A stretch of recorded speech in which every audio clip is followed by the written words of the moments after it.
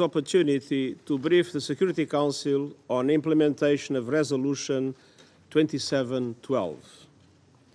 My special coordinator for the Middle East process, Tor Venesland, will follow with his regular monthly briefing. Mr. President, Resolution 2712 was approved in a context of widespread death and wholesale destruction unleashed by the conflict in Gaza and Israel.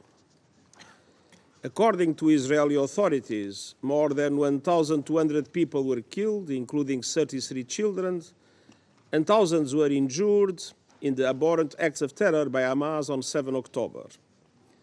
Some 250 people were also abducted, including 34 children, and there are also numerous accounts of sexual violence during attacks that must be vigorously investigated and prosecuted. Gender-based violence must be condemned anytime, anywhere. Mr. President, according to the de facto authorities, more than 14,000 people have been killed since the start of the Israeli military operations in Gaza. Tens of thousands of Palestinians have also been injured, with many more missing. In Gaza, more than two-thirds of those killed are reported to be children and women. In a matter of weeks, a far greater number of children have been killed by Israeli military operations in Gaza than the total number of children killed during any year by any party to a conflict since I've been Secretary General, as clearly indicated in the annual reports on children and armed conflict that I have submitted to the Council.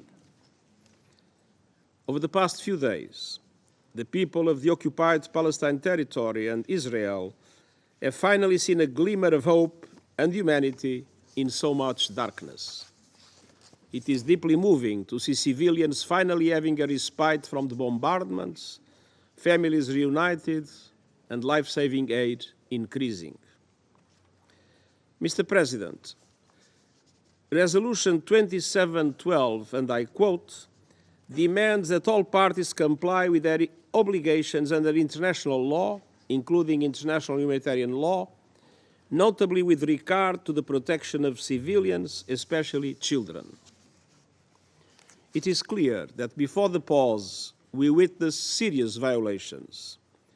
Beyond the many civilians killed and wounded that I have spoke of, 80% of Gaza's people have now been forced from their homes. This growing population is being pushed towards an ever smaller area of southern Gaza, and of course, nowhere is safe in Gaza. Meanwhile, an estimated 45% of all homes in Gaza have been damaged or destroyed. The nature and scale of death and destruction are characteristic of the use of wide-area explosive weapons in populated areas with a significant impact on civilians.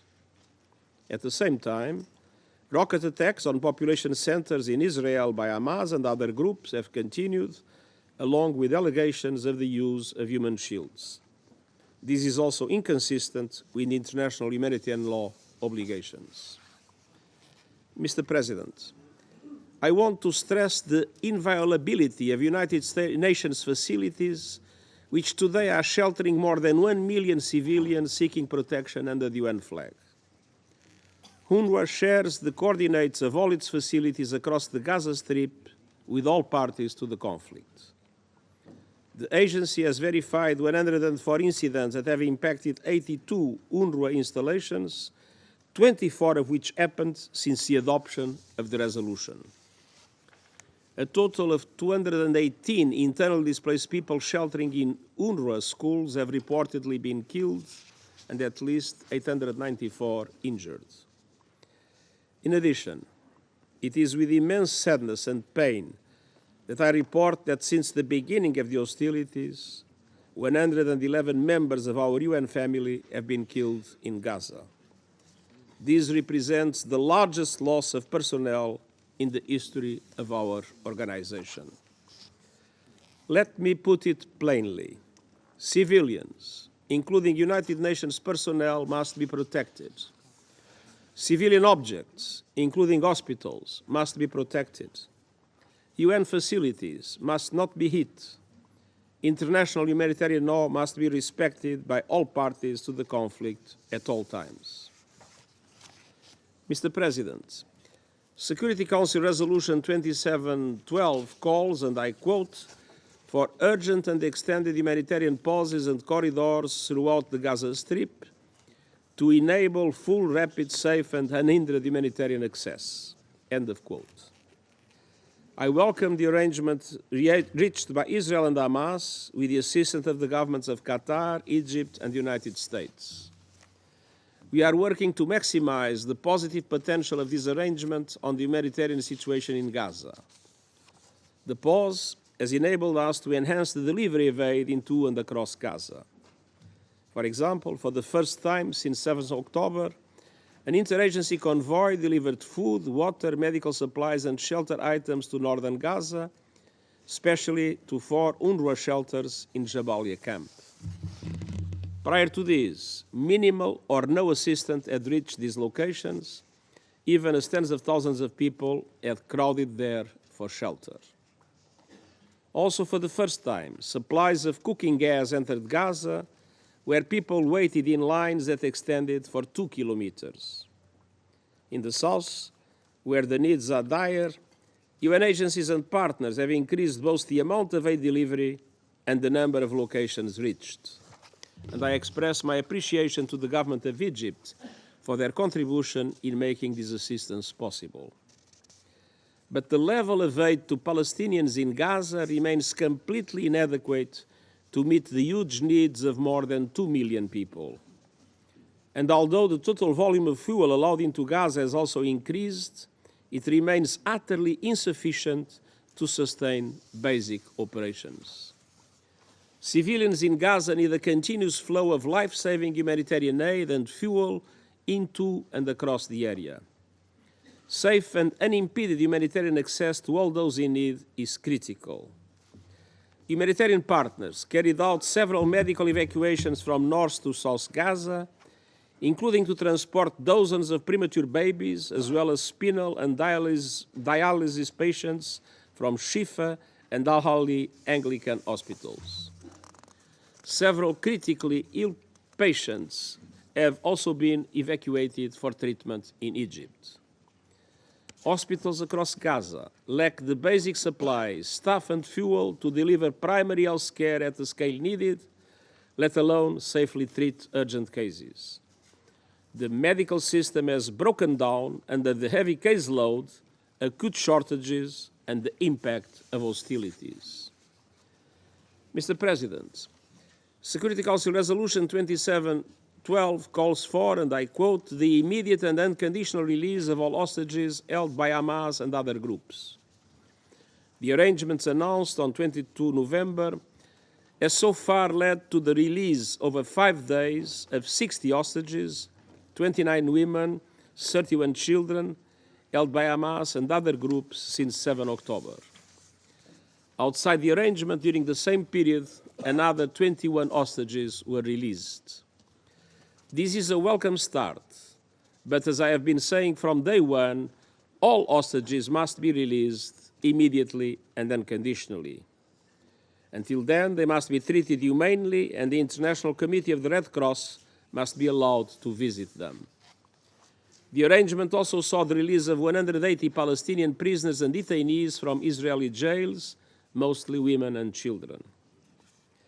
Mr. President, Security Council Resolution 2712, and I quote, calls on all parties to refrain from depriving the civilian population in the Gaza Strip of basic services and humanitarian assistance indispensable to their survival, consistent with international humanitarian law. Much more is required to begin to address human needs in Gaza. Water and electricity services must be fully restored. Food systems have collapsed and hunger is spreading, particularly in the north. Sanitary conditions in shelters are appalling, with few toilets and sewage flooding posing a serious threat to public health. Children, pregnant women, older people, and those with weakened immune systems are at greater risk. Gaza needs an immediate and sustained increase in humanitarian aid, including food, water, fuel, blankets, medicines, and healthcare supplies. It is important to recognize that the Rafah border crossing does not have enough capacity, especially taking into account the slow pace of security procedures. That is why we have been urging the opening of other crossings, including Kerem Shalom, and the streamlining of inspection mechanisms to allow for the necessary increase of life-saving aid. But humanitarian aid alone will not be sufficient. We also need the private sector to bring in critical basic commodities to replenish completely depleted shops in Gaza. Mr. President, finally, Security Council Resolution 2712, and I quote, underscores the importance of coordination, humanitarian notification, and deconfliction mechanisms to protect all medical and humanitarian staff, vehicles including ambulances, humanitarian sites, and critical infrastructure, including UN facilities. A humanitarian notification system is now in place and is being constantly reviewed and enhanced, including through plans for additional civil military experts to support coordination. Mr. President, I welcome the adoption of Resolution 2712, but its implementation by the partners matters most.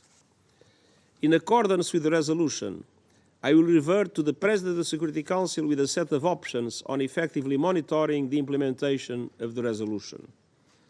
I have already established a working group composed of the Department of Political and Peacebuilding Affairs, the Department of Peace Operations, the Office for the Coordination of Humanitarian Affairs, and the Office of Legal Affairs to urgently prepare proposals in this regard. So far, it is clear that implementation has been only partial at best, and it was woefully insufficient. Ultimately, we know that the measure of success will not be the number of trucks dispatched or the tons of supplies delivered, as important as these are. Success will be measured in lives that are saved, suffering that is ended, and open dignity that is restored. The people of Gaza are in the midst of an epic humanitarian catastrophe before the eyes of the world. We must not look away. Intense negotiations are taking place to prolong the truce, which we strongly welcome, but we believe we need a true humanitarian ceasefire. And we must ensure the people of the region finally have a horizon of hope by moving in a determined and irreversible way towards establishing a two-state solution on the basis of United Nations resolutions and international law, with Israel and Palestine living side by side in peace and security. Failure will condemn the Palestinians, Israelis, the region and the world to a never-ending cycle of death and destruction, and I thank you. 感谢秘书长的发言。 I thank the Secretary General for his briefing. 请温尼 I now 斯 give 兰 the 德先 floor to 生 Mr. 通 Tor 报 Wennesland. 情况，有请。 Mr. President, Excellencies, members of the Security Council.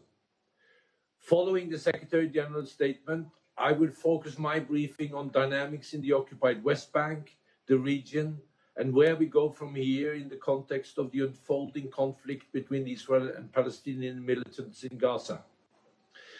Before doing so, I wish to join the Secretary Generals in acknowledging the efforts of Qatar, Egypt, and US in facilitating an agreement that has secured the release of 60 Israeli hostages from Gaza so far, resulted in a 6-day pause in fighting, which allowed the UN to scale up humanitarian aid, as well as led to the release of 180 Palestinian prisoners and detainees from Israeli custody.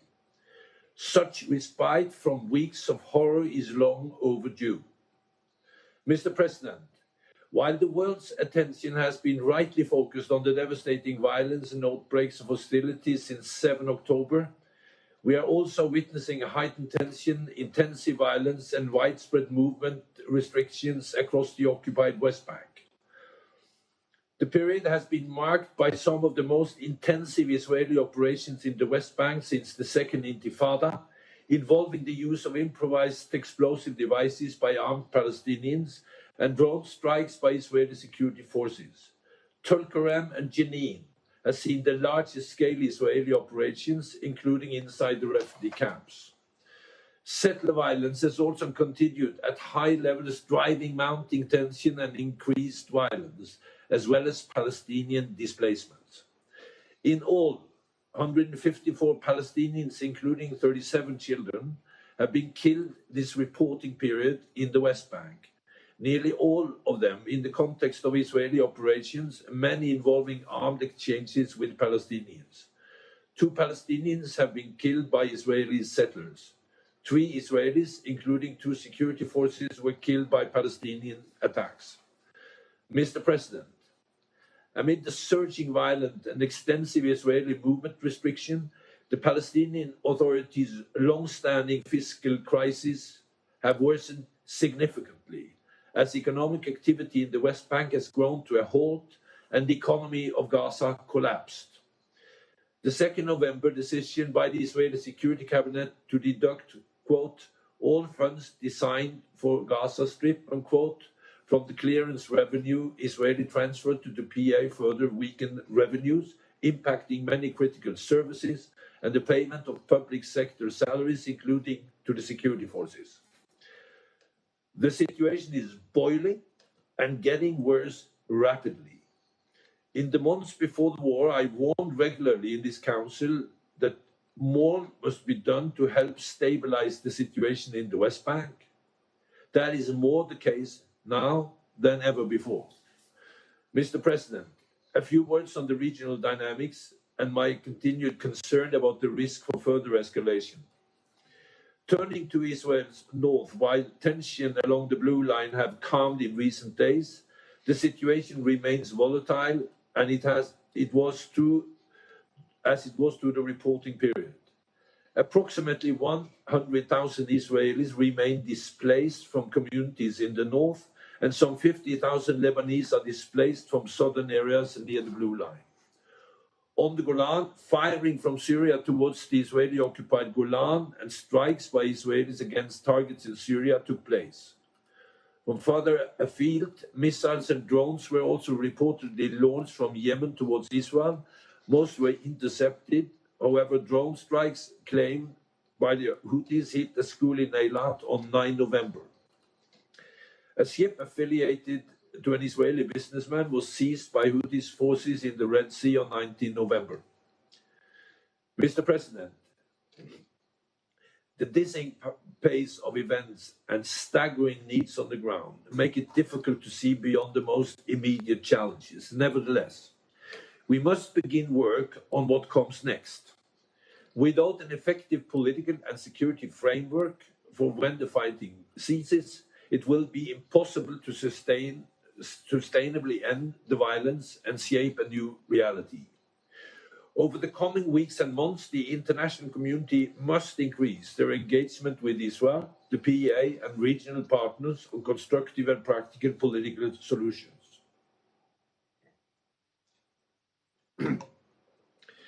While much is unknown about how this war will end, some absolutes are clear.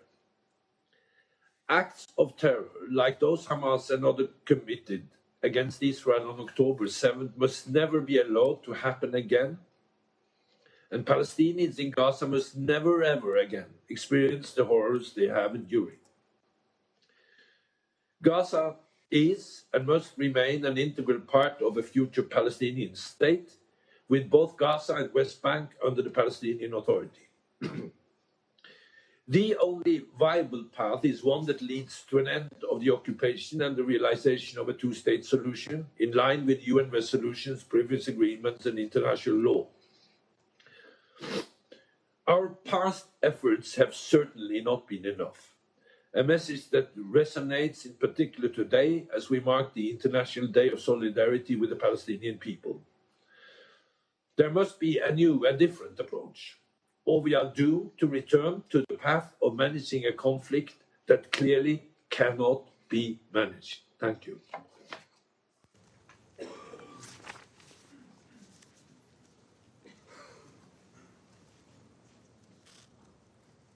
真的是 OK。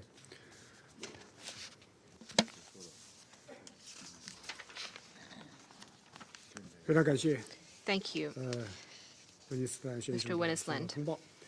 我现在请观察员国 I now give the 巴勒 floor 斯坦外交 to 与 His 侨民事 Excellency 务部 Mr. 长 Riyad Al Maliki, Minister of Foreign Affairs and Expatriates of the Observer State of Palestine.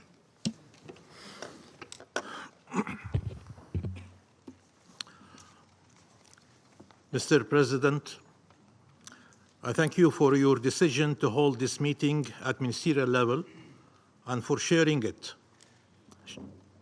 I thank all the ministers who decided to attend, and notably the Arab and OIC ministers who have been touring the world to advocate for an end of the Israeli aggression. I also wish to thank the Secretary General for his briefing and his efforts, and the United Nations for their vital role on the ground. Mr. President, Khalid, a grandfather, held his 3-year-old granddaughter, Reem, smiling at her, kissing her, saying comforting words to her, opening her eyes repeatedly, calling her the soul of my soul, just before laying her and her 5-year-old brother, Tariq, to rest. So many lives turned into names on plastic bags, leaving this earth way too early and in the most brutal way. And so many shattered lives and bodies are yet to be given the chance to mourn and heal to the extent possible after such tragedies and pain. Anyone still not sure they are against what is happening or that it needs to end should check their humanity. Life in Gaza must prevail over those who aim to destroy it or uproot it. We thank Qatar and Egypt for their efforts that led to a truce. But the truce must become a ceasefire, a permanent ceasefire. The massacres cannot be allowed to resume. This is not a war. This is a carnage that nothing and no one can justify. It must be brought to an end. Mr. President, we had said early on that the humanitarian catastrophe cannot be prevented. People held captive cannot be released. Regional escalation cannot be avoided without a stop to the Israeli assault against the Palestinian people in Gaza. What we see now confirms what we have said then. Thousands of lives could have been spared. The momentum we are finally witnessing now must be sustained. Families must be reunited in life, not in death. The dire needs of our people in Gaza must be addressed throughout the Gaza Strip without further delay and constraints. People must be allowed to go back to their homes and start rebuilding their lives. The siege imposed by Israel must be lifted. Mr. President, over 15,000 Palestinians have been killed by Israel. Over 10,000 of them are women and children. They have been killed by Israel. They did not lose their lives. It was taken away. No one is safe in Gaza. Not the children, not the doctors, not the humanitarian personnel, not the journalists, not the UN staff. They were killed at an unprecedented pace in modern history. Nowhere is safe in Gaza. Not the north, not the south, not UN shelters, not schools, not hospitals, not ambulances, not homes, not streets, not mosques, not churches. People were being killed everywhere. International humanitarian law was enacted to protect these people and these places. And instead of being spared, they were targeted. Israel keeps giving examples from the Second World War to justify its crimes, ignoring that it is the very horrors that occurred then that led humanity to enact the fundamental rules Israel is breaching now. How many times can the world afford to fail the test of humanity in Gaza, in Palestine? How many times can it afford to fail the test of legality? Mr. President, we are at a historic crossroad, and we are out of time. A solvable political conflict is being turned into a never-ending religious confrontation. Our people are faced with an existential threat. Make no mistake about it. With all the talk about the destruction of Israel, it is Palestine that is facing a plan to destroy it, implemented in broad daylight, enacted in laws and in policies, carried out with brutality by soldiers and by settlers.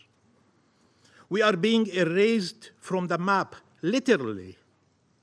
Netanyahu, from the podium of the General Assembly, announced a new Middle East where Palestine had vanished. It is no coincidence that in the map he raised at this occasion, both the West Bank, including East Jerusalem, and the Gaza Strip were considered part of Israel, alongside the Syrian Golan. We are being pushed out of history and geography. Israel calls it voluntary resettlement. They are just suggesting it for our own sake. With siege and bombs that have led to the displacement of 1.7 million Palestinians in the Gaza Strip, and with incursions and attacks by occupation forces and settlers. They have turned Gaza into hell on earth and the lives of Palestinian communities in the West Bank into a living hell. On the 75th anniversary of the Nakba, the Palestinian catastrophe, they are trying to finish the job. 75 years later, Israel should rather be convinced that no force on earth can uproot Palestinians from Palestine, nor Palestine from the hearts of Palestinians, wherever they are. The Palestinian people are here to stay. They are from this land and of this land, and their destiny is to live in freedom and dignity on this land.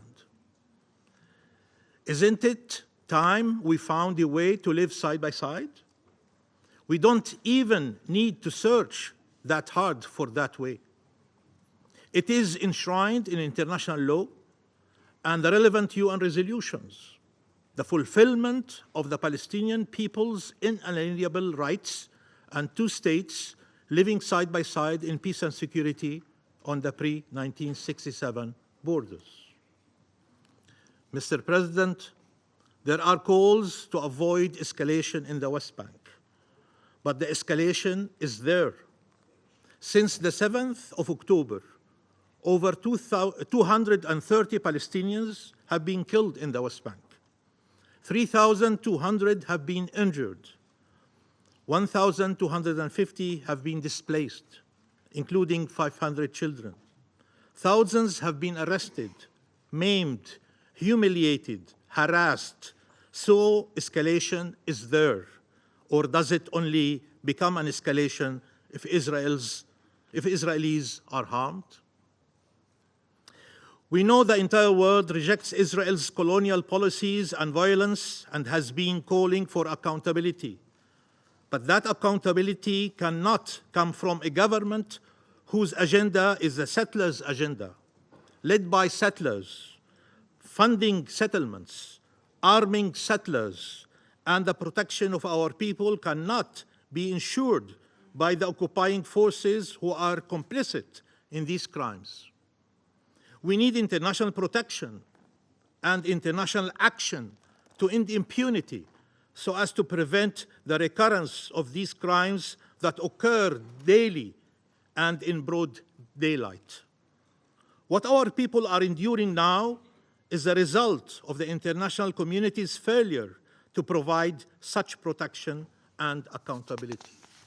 Mr. President, Israel kills our children one generation after another.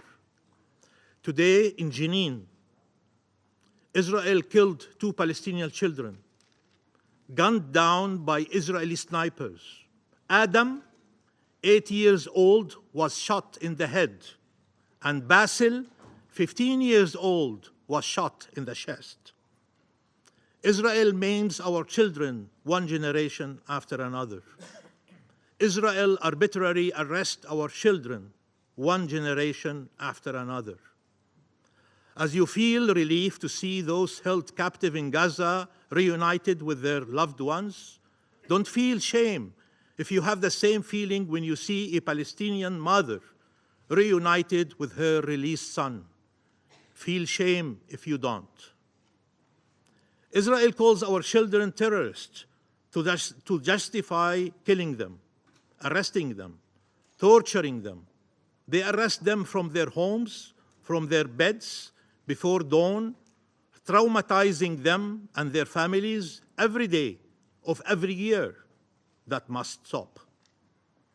The dehumanization and demonization of Palestinians have reached such depth, some could still wonder if there was not some explanation for flattening entire neighborhoods, leaving thousands under the rubble. Children, women, elderly, men killed indiscriminately and with total disregard for every legal rule and every human value. This dehumanization has consequences far beyond our borders, including here. It led to the stabbing of a 6-year-old and the shooting of 3 university students in the United States. Israel targets our children and then says we teach them hatred. The problem is not that our children are fed falsehoods, but that they are fed bombs and bullets, occupation and oppression, blockade and walls. We will confront those who try to justify the killing of our children and all those promoting double standards in the physical world or the virtual one, trying to silence those who convey their truth from under the bombs and those who stand in solidarity with Palestine. Israel believes there is an international law specific to it, designed to be compatible with their crimes. An international law that allows war crimes, crimes against humanity and genocide, an international law that applies not based on its actions, but on the identity of the perpetrator and the identity of the victim. Our stance remains unchanged. Vengeance is never the answer. Justice is. Our people should not be denied justice any further. The lives of Palestinians are not less sacred than the lives of any other people on earth. Justice will help us chart a path where no Palestinians and no Israelis are killed.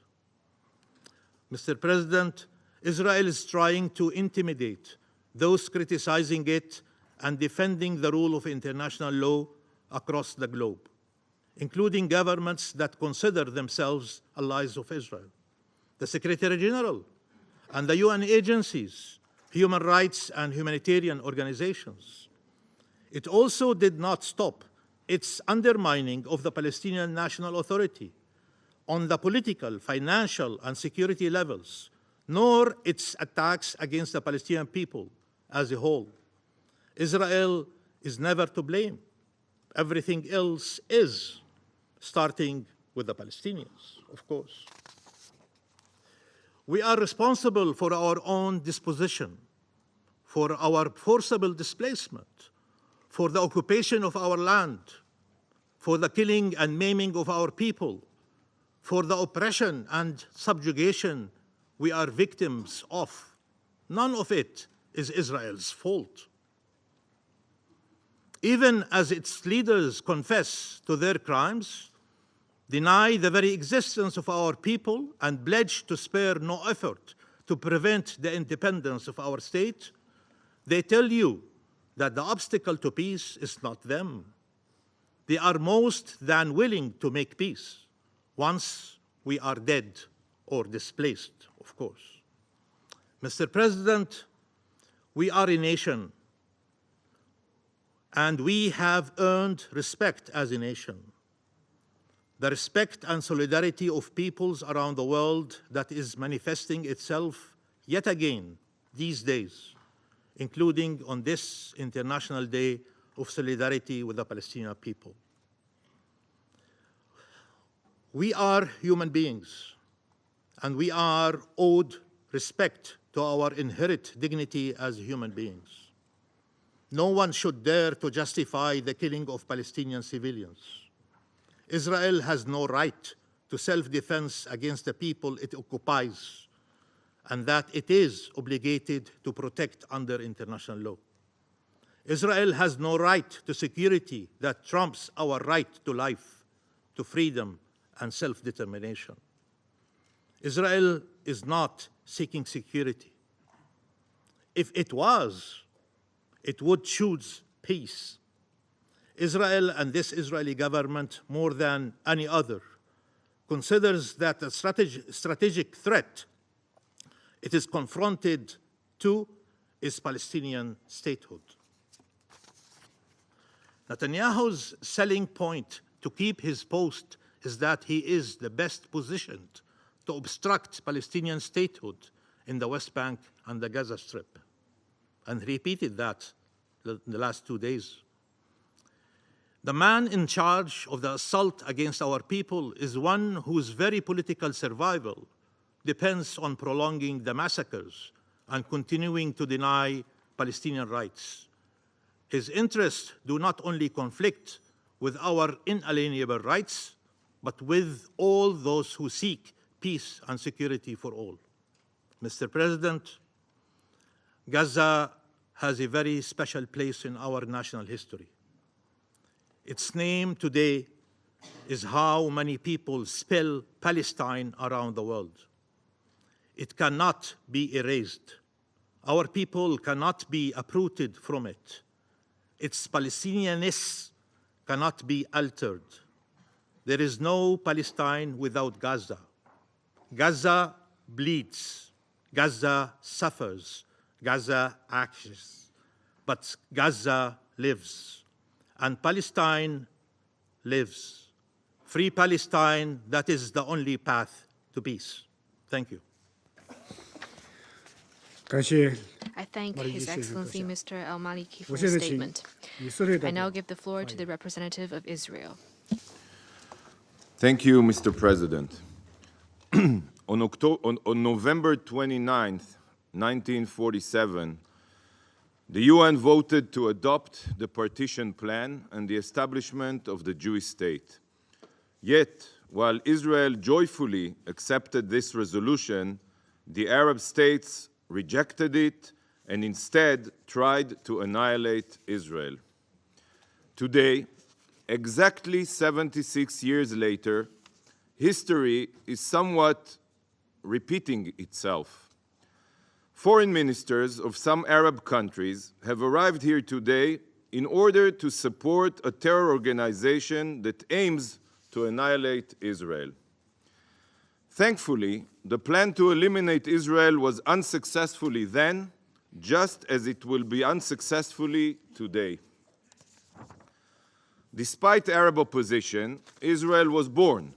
And not only did Israel survive their attack, but we thrived, becoming a powerhouse of impact, benefiting all of humanity, including our neighbors who live with us in peace.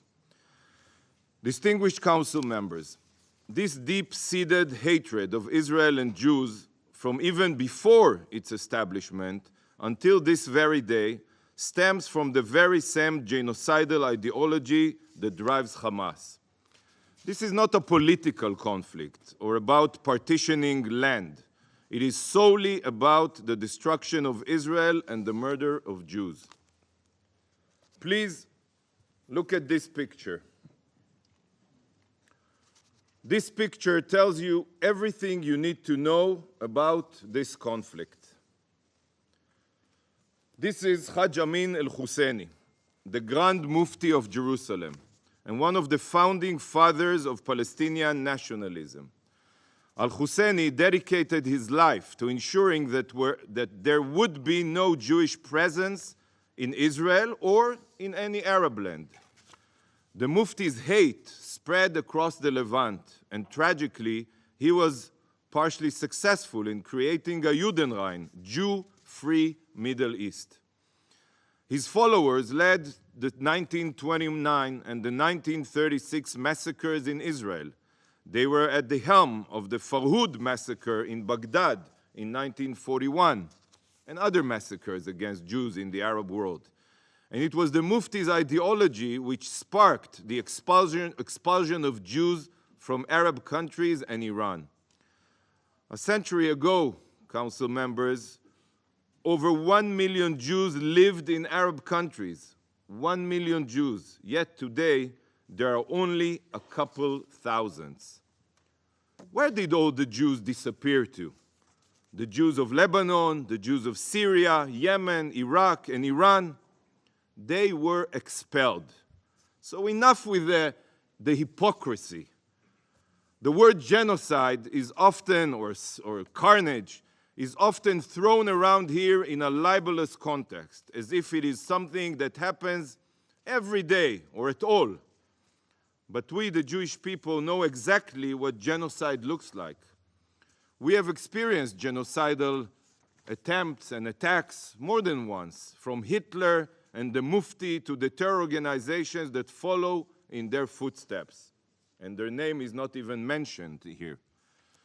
Sadly, the Mufti's genocidal ideology continues to poison many Arab Muslim minds to this very day. It is the same ideology that Israel is currently defending itself against. An ideology that doesn't accept a Jewish state in any borders or the existence of Jews anywhere. The Palestinian Mufti is no different than Yahya Sinwar or Ismail Hania. Their names are not mentioned here. They are not connected to these discussions. He is no different than Hassan Nasrallah, the Houthis, or the Ayatollahs in Iran. They are all the same, driven by the same goal of Israel's annihilation and the mass murder of Jews. It's time for the Security Council to address this evil before another atrocity is committed. Council members, on October 7th, Hamas unleashed an unprovoked act of pure evil upon Israel, massacring the most Jews in one day since the Holocaust. Yet, shockingly, here we are nearly 2 months later, and Hamas' savage crimes still have not been condemned by this body or any other UN body. How do you expect me to react to this? How would you react if a terror organization massacred thousands of your citizens, abducted hundreds of them, and the Security Council refused to condemn the terrorists? Hamas has publicly stated, you all saw it, that it will repeat October 7 over and over again until Israel is no more. How would you respond and defend your citizens from such a clear threat? With a ceasefire? How can one call for a ceasefire and at the same time claim to seek a solution to the conflict? After all, anyone who supports a ceasefire basically supports Hamas' continued reign of terror in Gaza. Hamas is a genocidal terror organization. They don't hide it. Not a reliable partner for peace. Don't you see the contradiction here? Calling for both a ceasefire and peace is a paradox. Colleagues, humanitarian aid is very, very important. But more food, water, and medical supplies will not bring us closer to a solution. Hamas doesn't care about the people in Gaza. All they are interested in is implementing Hitler's final solution. And nothing can change a genocidal ideology. It must be uprooted and eradicated.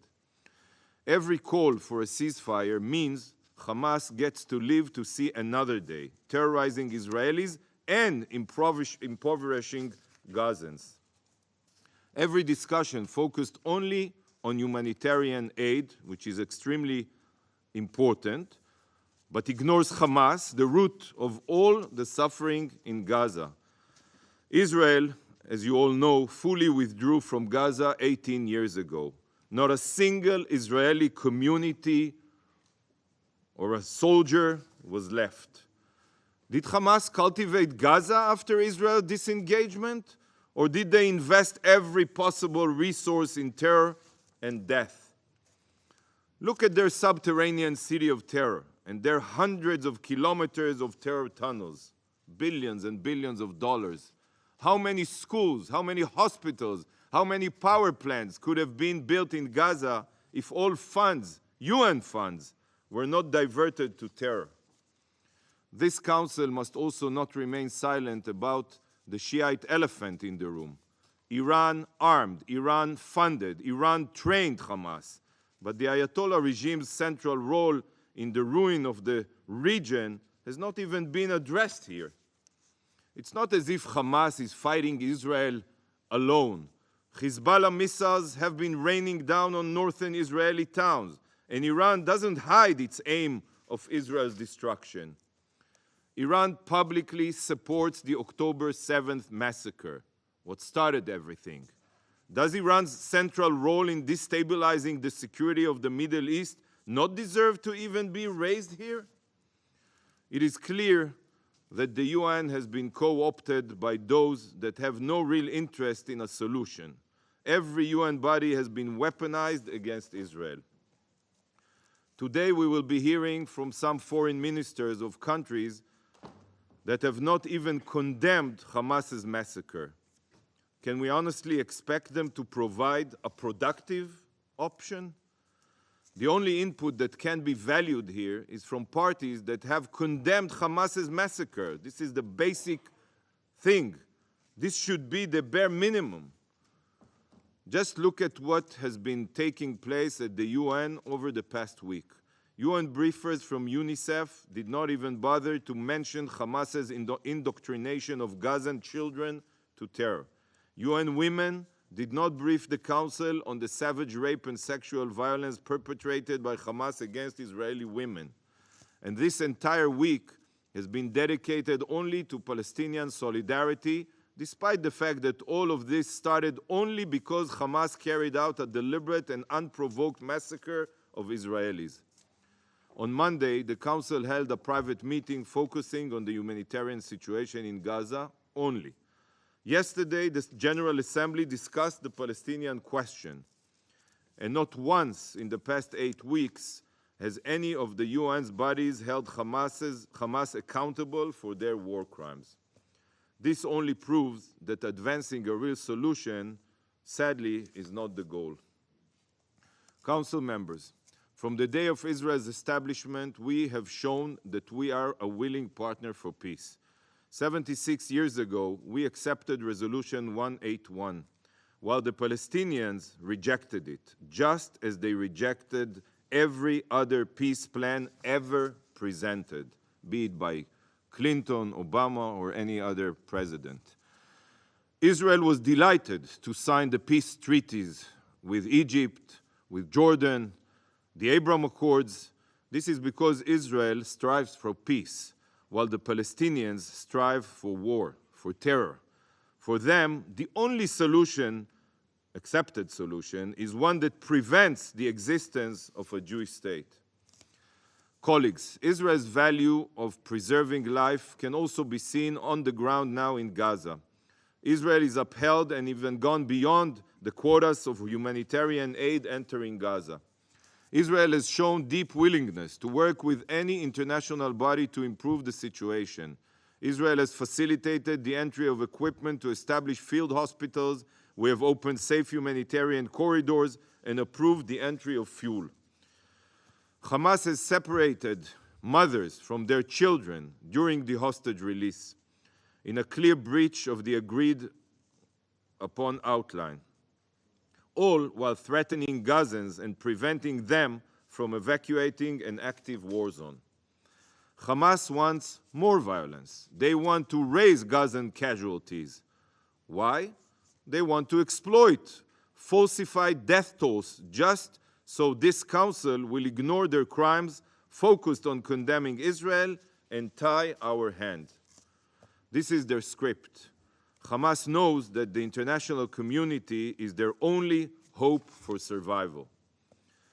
Mr. President, the only way to dramatically improve the situation is to support Israel's mission to eradicate Hamas's terror capabilities. I reiterate again and again and again, this war can end tomorrow, even today, if Hamas returns all of the hostages and turns in all the terrorists who took part in the massacre. A real ceasefire can be achieved that will last decades. Demand this of Hamas. This is the solution. The time has come for this council to fully, truly focus on its mandate, security, security. Thank you, Mr. President. I thank the representative of Israel for their statement. I shall now make a statement in my capacity as Foreign Minister of the People's Republic of China. Mr. Secretary General, colleagues, I'd like to thank Secretary General Antonio Guterres and Special Coordinator Tor Wennesland for your briefings. Since the outbreak of the latest Palestinian-Israeli conflict, China has all along devoted its efforts to realizing peace and saving lives. President Xi Jinping has stated China's principled position on the current situation on a number of occasions. He called for an immediate ceasefire and ending the fighting, preventing the expansion of the conflict, and ensuring that the humanitarian corridors are safe and unimpeded. He stressed that the fundamental way out lies in the two-state solution and working toward a comprehensive, just, and lasting settlement of the Palestinian question at an early date. As the rotating president of the Security Council this month, China has all along taken the Palestinian-Israeli conflict as the most urgent agenda. This month, the Security Council adopted Resolution 2712, beginning initial steps toward a ceasefire. Soon after the adoption of the resolution under the mediation of such countries as Qatar and Egypt, relevant parties agreed to and realized the release of some persons held captive and several days of pause. Although all this have not come at the earliest time, they bear important significance. This also shows that dialogue and negotiation is the best way to save lives and the fundamental way to settle disagreements. Colleagues, the ongoing Palestinian-Israeli conflict has led to an enormous loss of innocent lives and an unprecedented humanitarian disaster. Its spillover effects are still emerging.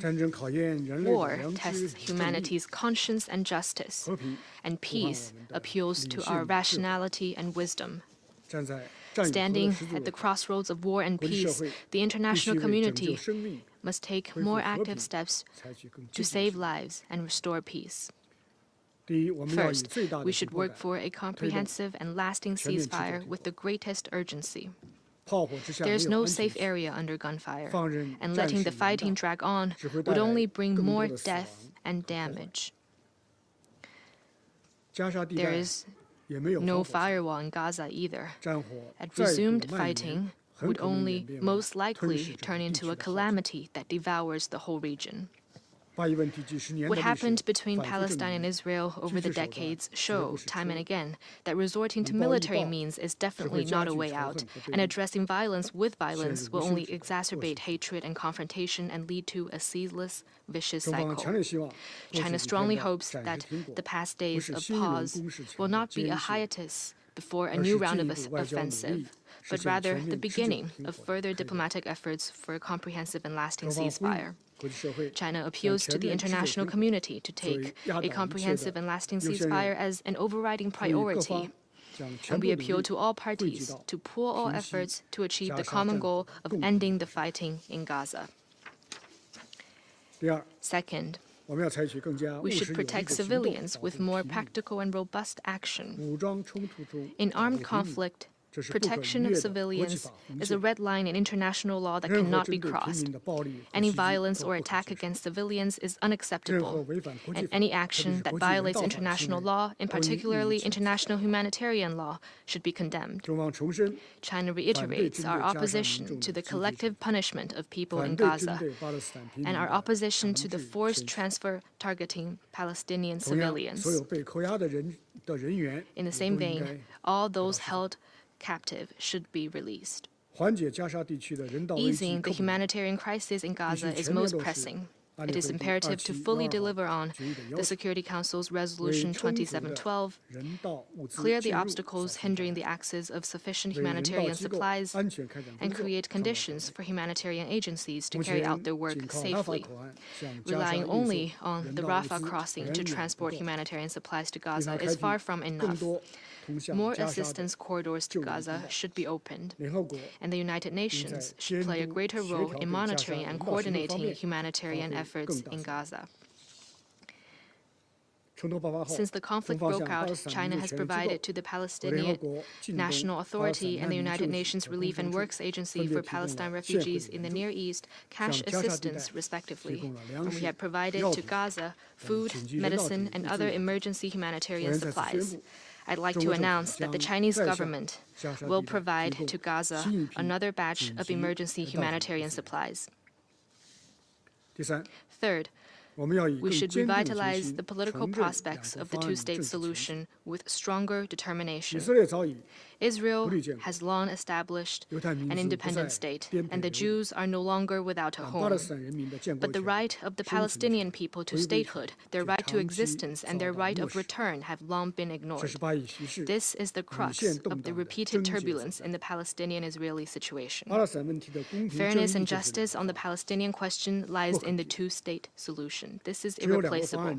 Only the true and comprehensive implementation of the two-state solution can restore peace to the Middle East, realize peaceful coexistence between the two states of Palestine and Israel, and achieve common development of the Arabs and Jews. China calls for ramping up international and regional diplomatic efforts, reshaping credible multilateral processes, revitalizing the political prospects of the two-state solution, and restarting direct negotiations between Palestine and Israel. We advocate holding a more broad-based, large-scale, and effective international peace conference, and we support Palestine in becoming a full member of the United Nations. No solution to the current crisis should go against the two-state solution, or violate norms of international law or relevant UN resolutions. Any arrangement concerning the future of Palestine should fully reflect the will of the Palestinian people and accommodate the legitimate concerns of countries in the region. Fourth, we should work for responsible and meaningful action taken by the Security Council. The Charter of the United Nations confers on the Security Council primary responsibility for the maintenance of international peace and security. The Security Council should shoulder its responsibility on major issues of war and peace and life and death. It should heed the calls of Arab and Islamic countries and the international community, and in light of the development on the ground, take further action promptly. China has submitted our position paper on resolving the Palestinian-Israeli conflict, laying out principles and positions of the international community in 5 areas, namely implementing a comprehensive ceasefire and ending the fighting, protecting civilians effectively, ensuring humanitarian assistance, enhancing diplomatic mediation, and seeking political settlement through implementing the two-state solution. And China will continue to strengthen coordination and pool consensus with relevant parties to see that the Security Council assumes its due responsibilities of performing duties for peace and speaking up for justice. Colleagues, today we are joined by many high-level delegates from Arab and Islamic countries. Previously, they visited multiple countries as a delegation of foreign ministers, and I exchanged views with them in depth in Beijing. Their mediation efforts demonstrate a strong desire to end the fighting in Gaza and achieve peace in the Middle East. And today's meeting carries the keen expectation of Arab and Islamic countries for the United Nations and its Security Council. I hope you will pool your insight and answer our common question and contribute your part to realizing a ceasefire and ending the fighting at an early date, easing the humanitarian crisis, achieving peaceful coexistence between Palestine and Israel, and realizing lasting stability and security in the Middle East. Thank you. I resume my function as President of the Council. I now give the floor to His Excellency, Mr. Mauro Vieira, Minister for Foreign Affairs of Brazil.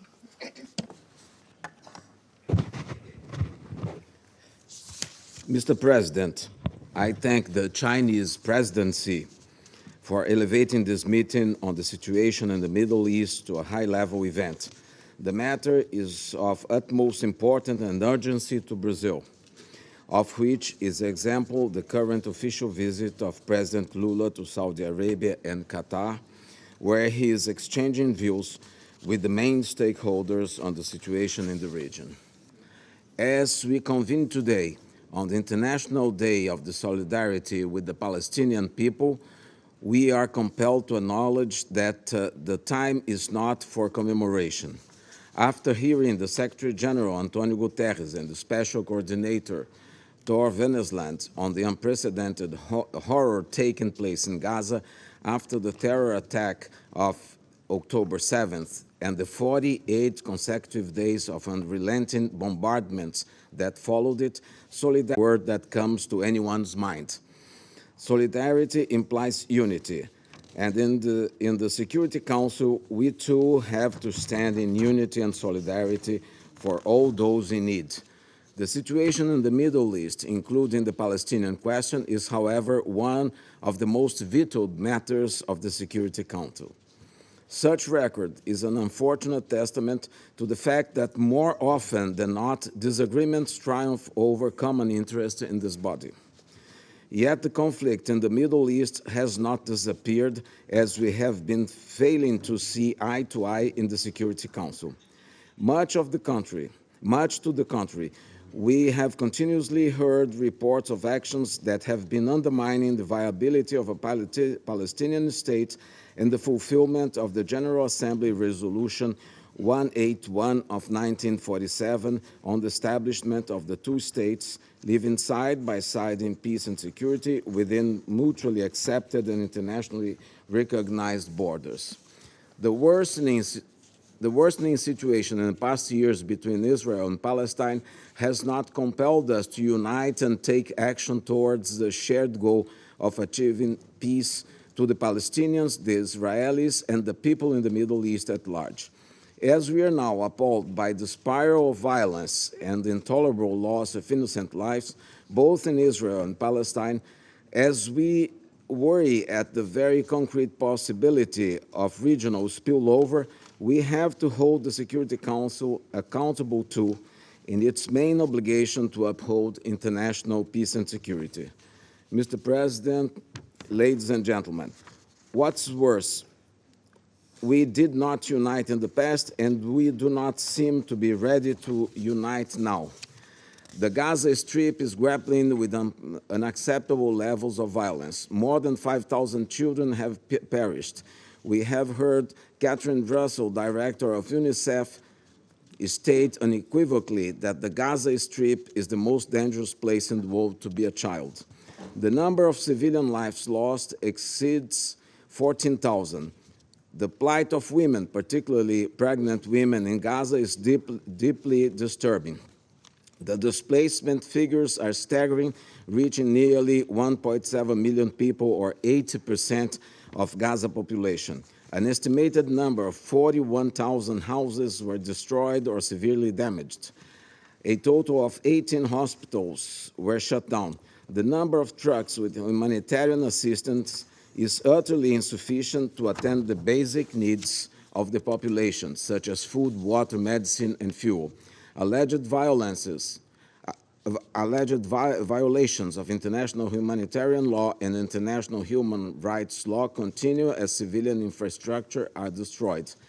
The alarming death toll of over 100 UN staff people is a tragic record in history. In this light, Mr. President, this Council and the international community must join forces to ensure that the end of violence, as well as to grant unhindered, sustainable, and predictable humanitarian aid to Gaza. Mr. President, ladies and gentlemen, we also stand unequivocally in solidarity with the Israeli families whose innocent members were made hostages. In this light, Brazil welcomes the release of 74 hostages in the past days. However, 167 individuals are still held in captivity. We share the pain and unbearable suffering of their families. We cannot bear the idea of children taken from their families under no circumstance and without any justification. This is why we reiterate our call for the safe and unconditional liberation of all innocent people. Brazil welcomes the recent truce deal between the parties, achieved through the mediation of Qatar and supported by Egypt and the United States. Although contingent and temporary, halting hostilities and facilitating the release of numerous captives is a sign that agreement is possible even when it seems unreachable and unattainable. While acknowledging the efforts of the mediators of this encouraging diplomatic development, Brazil also welcomes the news of the extension of the truce for another 2 days. Violence, terror, and the forceful measures only breed hatred and fuel a never-ending cycle of hostilities. We therefore urge all parties to cling to this spark of hope and encourage them to uphold this vital agreement. Mr. President, the truce is a first step towards a de-escalation of violence. It should encourage us to overcome difference and cooperate ambitiously. While recognizing the relevance of the Security Council Resolution 2712 of 2023 and its call for humanitarian pauses and corridors in Gaza, Brazil is of the view that the Council must do more. It must unite to adopt a more decisive and comprehensive course of action that can consolidate gains, sustainably and predictably address the dire situation on the ground, and foster a safer and more hopeful future. Echoing President Lula's recent remarks on the matter, we very much hope that this agreement on a short humanitarian truce, a modest sign of hope amidst an appalling human tragedy, can show a way to peace and lay the groundwork for the resumption of the peace process between Israel and Palestine. In this endeavor, we must not lose sight of the need to address the root causes of the Palestinian issue through dialogue, political will, and good diplomacy. This process needs to be fully inclusive, considering the perspective of all relevant stakeholders. Every country and partner with influence over the parties must be called to shoulder their responsibility to reach a lasting solution for this central issue. And of course, this Council should also live up to its responsibilities. Barring the two-state solution is barring any prospect for peace. A viable Palestinian state living side by side in peace and security with Israel, within mutually accepted internationally recognized border, is the fulfillment of the Palestinian self-determination. But it is also the most crucial interest of all peace-loving countries that belong to the United Nations. Any initiative in the form of an international conference, as some member states have proposed, with a view to implementing the two-state solution, counts with the Brazilian unequivocal support. Mr. President, the legitimate aspirations of the Palestinians and Israelis for peace and security in their own countries cannot be overlooked or neglected any longer. As I tried to convey here today, solidarity is not only a moral obligation, it's the Security Council's duty. In order to discharge its responsibilities for the maintenance of international peace and security, as enshrined in the UN Charter, the Security Council must unite around the common good and raise above any individual interest of its members. Thank you.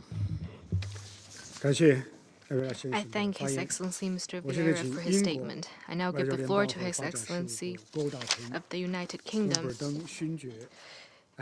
Tariq Ahmed of Wimbledon. Thank you, Mr. President.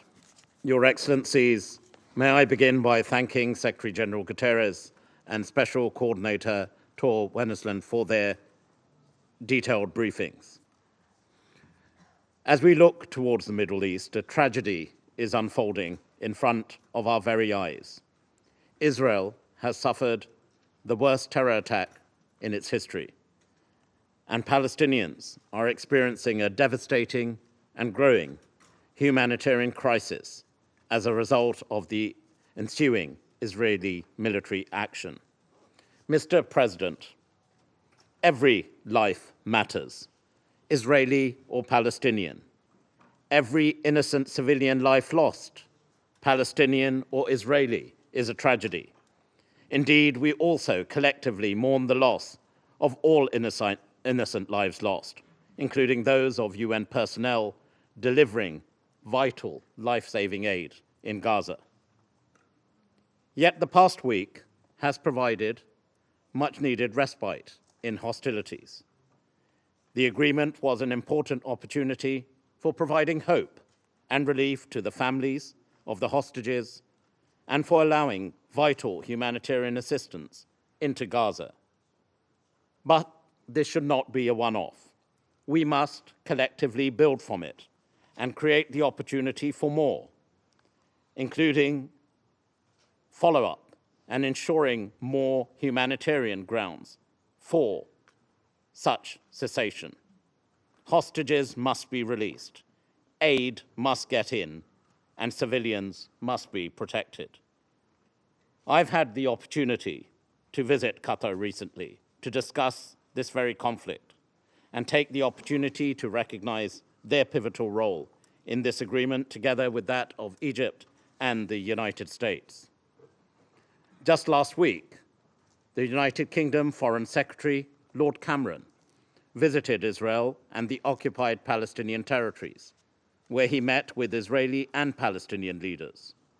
During their meetings, they discussed the importance of securing the release of hostages, addressing the humanitarian crisis, which included the British Foreign Secretary announcing a further $38 million in UK humanitarian aid, and also emphasizing the need to find a long-term political solution to this conflict based on the two-state solution. In Israel, he discussed the need to immediately de-escalate in the West Bank, where tragically more than 200 Palestinians have been killed, and to prevent further escalation, which disrupts regional peace and security, concerns we all share. And whilst we welcome statements condemning settler violence, the United Kingdom is clear. There must be justice, and Israel must hold those responsible to account.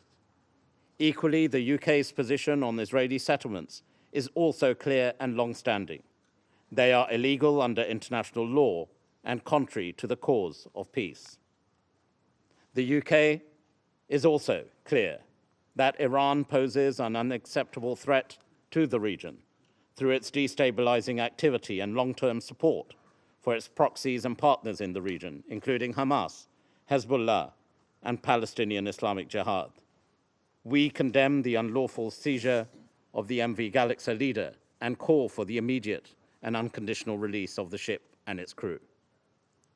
On our part, across the region, the United Kingdom is working intensively with all partners on this particular issue, on the importance of humanitarian relief, on the importance of hostage release, on the importance of preventing further escalation.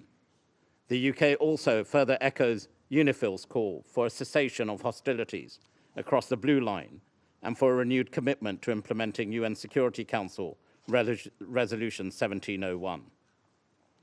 The UK, from the start of events through the Hamas attack on Israel on the 7th of October, has been clear that Israel has a right to defend itself against terrorism.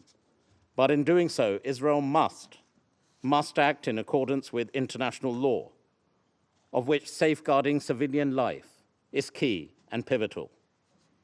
Frankly, tragically, too many innocent civilians, including many children, have lost their lives. And we must work collectively to find solutions to this long-standing conflict. Ultimately, we must find that pathway to peace and ensure, yes, events like October the 7th never happen again.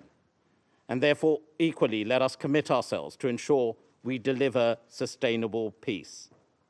The United Kingdom believes a negotiated settlement in line with Security Council resolutions leading to a safe and secure Israel, living alongside a viable and sovereign Palestinian state. A vision, but to which we must now all work together to turn that vision into a reality. A reality of ensuring security, a reality of ensuring justice, a reality of ensuring peace for Israelis and Palestinians alike. This must be our shared long-term deliverable objective. Peace may seem difficult, but, Mr. President, peace is achievable. Peace is attainable, and we must work together to deliver that noble goal. Thank you, Mr. President. I thank His Excellency Lord Ahmed for his remarks. I now invite the representative from the United States, Ms. Linda Thomas-Greenfield. Thank you, Mr. President. And thank you, Secretary General Guterres and Special Coordinator Winsland, for your briefing. I also join in welcoming the many ministers with us here today.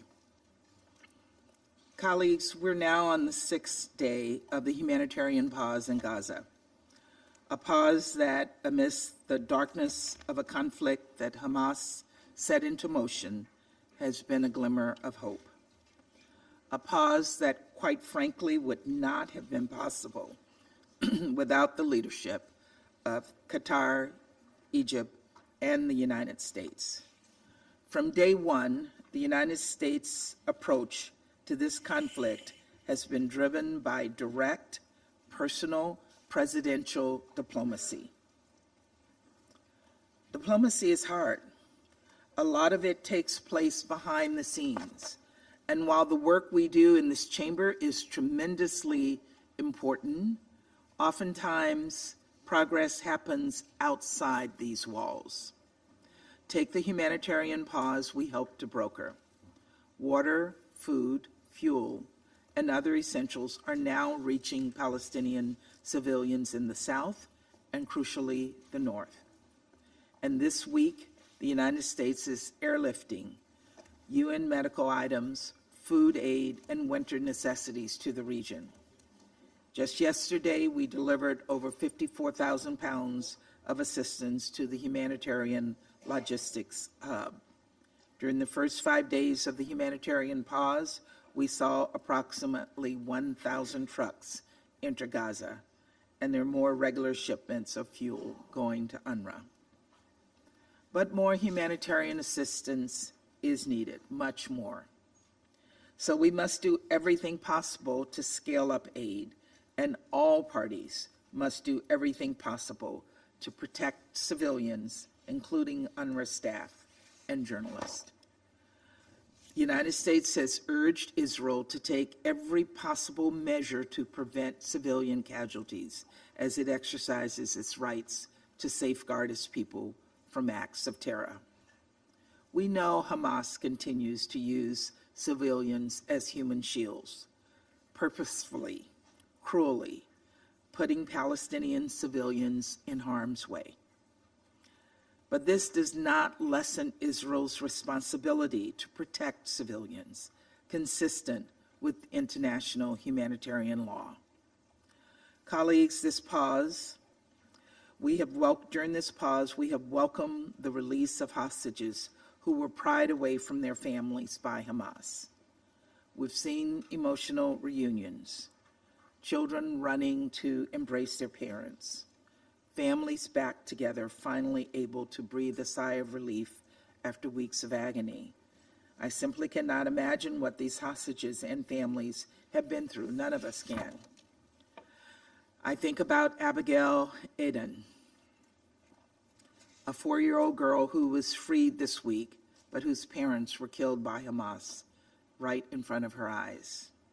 And Yafa Adar, an elderly woman, bravely showing her face steelily, now free, now able to smile once again. This is Hamas. Clearly, there's no one too young or too old for its terror. These are horrors they celebrate, and these are horrors some member states still refuse to condemn, and it is unacceptable and it's outrageous. Colleagues, even as we welcome the release of these hostages, so many others are not yet free, and their families are still living in hell, unsure when or if they will see their loved ones again. And I think of Hirsch Gober Poland and his parents with whom I met. To those families, I want to say this: we will not rest until all hostages held by Hamas and other groups are released, every single one. Toward that end, we want to see this humanitarian pause extended. Israel has been very clear that it is prepared to continue the pause in fighting for every day that Hamas releases an additional 10 hostages. The ball is now in Hamas's court.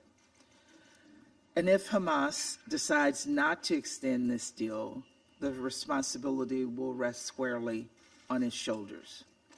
Colleagues, while the last week has been a source of hope, I want to raise 3 deeply troubling developments.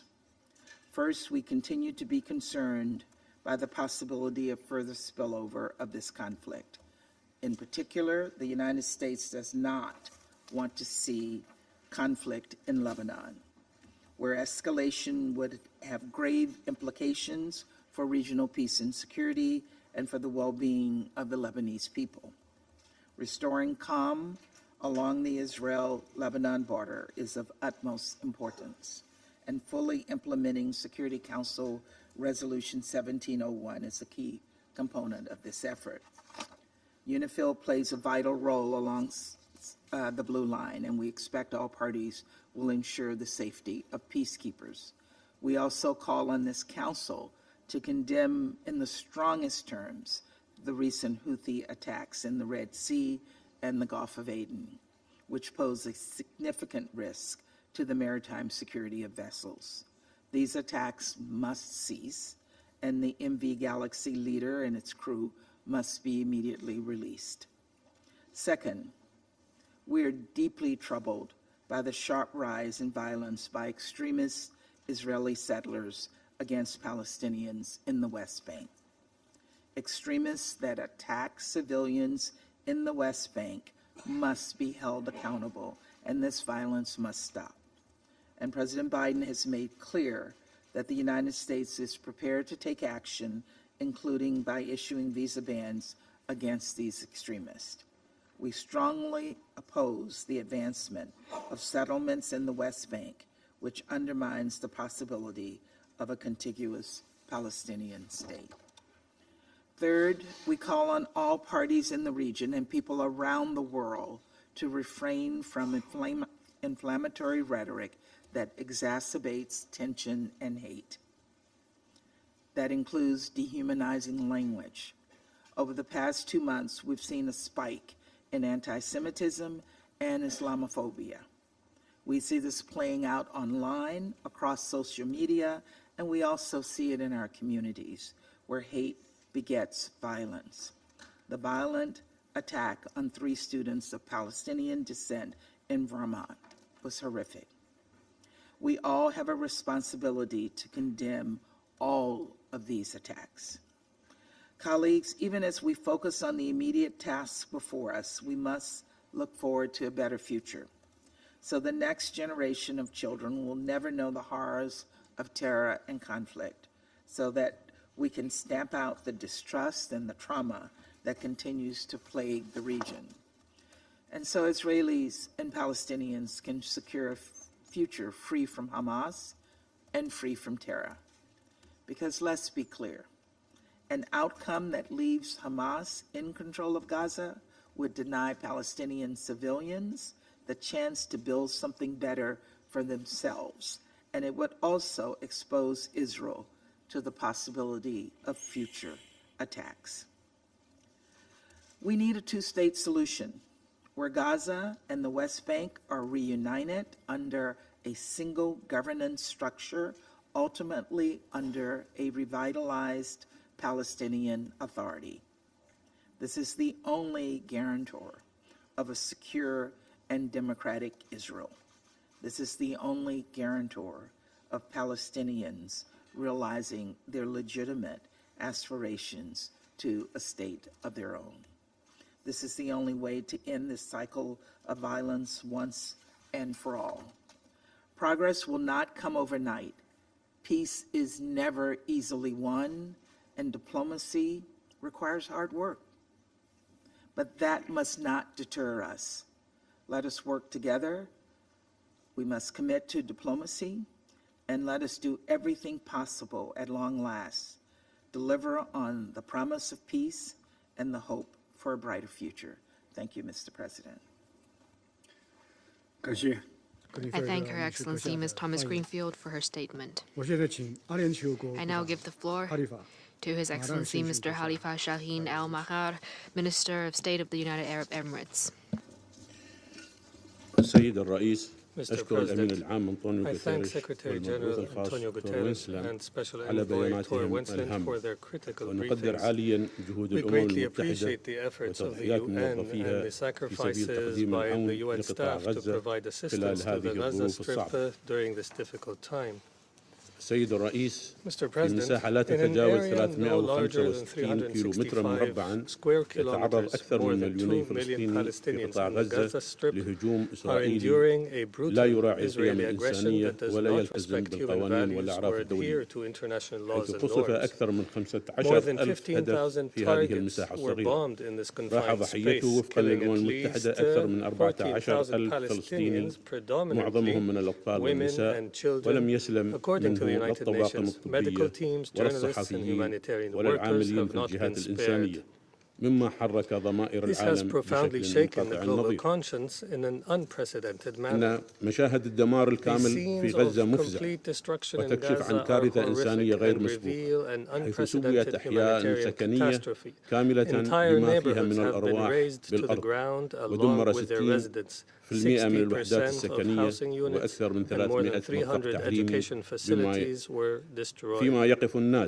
Residents stand in long lines hoping to get a piece of bread or a few drops of water as humanitarian aid is prevented from reaching Gaza. The limited assistance that does arrive is a mere drop in the ocean compared to the overwhelming needs. Even the wounded and the sick have been deprived of their right to health care, as Israel has deliberately and unacceptably targeted hospitals and health facilities, compelling their evacuation. Concurrently, there have been deliberate disruptions to fuel and medical these actions into graves. Furthermore, hundreds of thousands of Palestinians were forced to relocate from northern and to southern Gaza amid extremely difficult conditions and dangerous.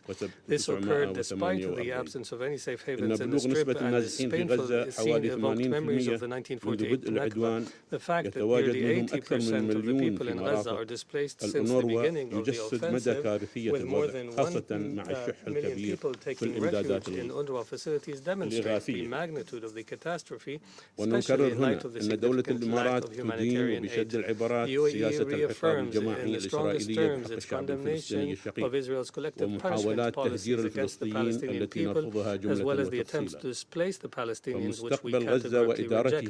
The future and the governance of Gaza must remain in the hands of the Palestinian people. Any presumptions or plans that seek to separate the Gaza Strip from the state of Palestine are unacceptable. We also stress the need for the international community to adopt unified rules condemning violations of international humanitarian law. This includes the indiscriminate bombing of civilians, civilian objects, and UN facilities. فالكيل بمكيالين حيال هذه المسائل يخلق الفوضى في نظامنا الدولي الذي يجب أن يظل قائما على احترام القوانين الدولية وميثاق الأمم المتحدة لصون السلم والأمن الدولي. السيد الرئيس، ترى دولة الإمارات بعد أسابيع من التصعيد الخطير أن الهدنة التي توصل إليها الطرفان الأسبوع الماضي بوقف إطلاق النار لمدة 4 أيام وإدخال مساعدات محددة مع تبادل الأسرى الفلسطينيين والمحتجزين الإسرائيليين ومن ثم تمديدها ليومين آخرين يمثل بادرة أمل يجب البناء عليها. ويشمل ذلك السماح بتوسيع نطاق المساعدات الإنسانية ومواصلة تمديد الهدنة لإتاحة الوقت والمجال الكافيين للأنشطة الإغاثية الهامة كإخراج آلاف العالقين تحت الرخام مع العمل في الوقت ذاته للتوصل إلى وقت فوري ودائم لإطلاق النار. ونعرب هنا عن تقديرنا للجهود والمساعي الدبلوماسية القطرية والمصرية والأمريكية الحثيثة في التوصل لهذا الاتفاق ودعم تنفيذه، وكذلك في التعامل مع إحدى أصعب الأزمات التي تمر بها منطقة الشرق الأوسط اليوم. وكما نؤكد على أهمية ضمان التنفيذ الكامل لقرار مجلس الأمن 2712 والذي يطالب جميع الأطراف باحترام التزاماتها بموجب القانون الدولي ويدعو إلى هدى إنسانية عاجلة وممتدة وإلى إطلاق سراح المحتجزين دون شروط. وبالإشارة إلى المسائل التي ذكرها الأمين العام بهذا الشأن في بيانه اليوم، مشدد على أهمية وضع آليات لمراقبة تنفيذ هذا القرار على نحو فعال. ومن الضروري أيضا العمل على تحسين آليات إدخال المساعدات إلى غزة عبر كافة الطرق والمعابر وعلى نحو آمن ودائم ودون عوائق وبالكميات التي تناسب حجم الاحتياجيات على الأرض وضمان توزيعها لجميع المحتاجين دون أي قيود أو تأخير.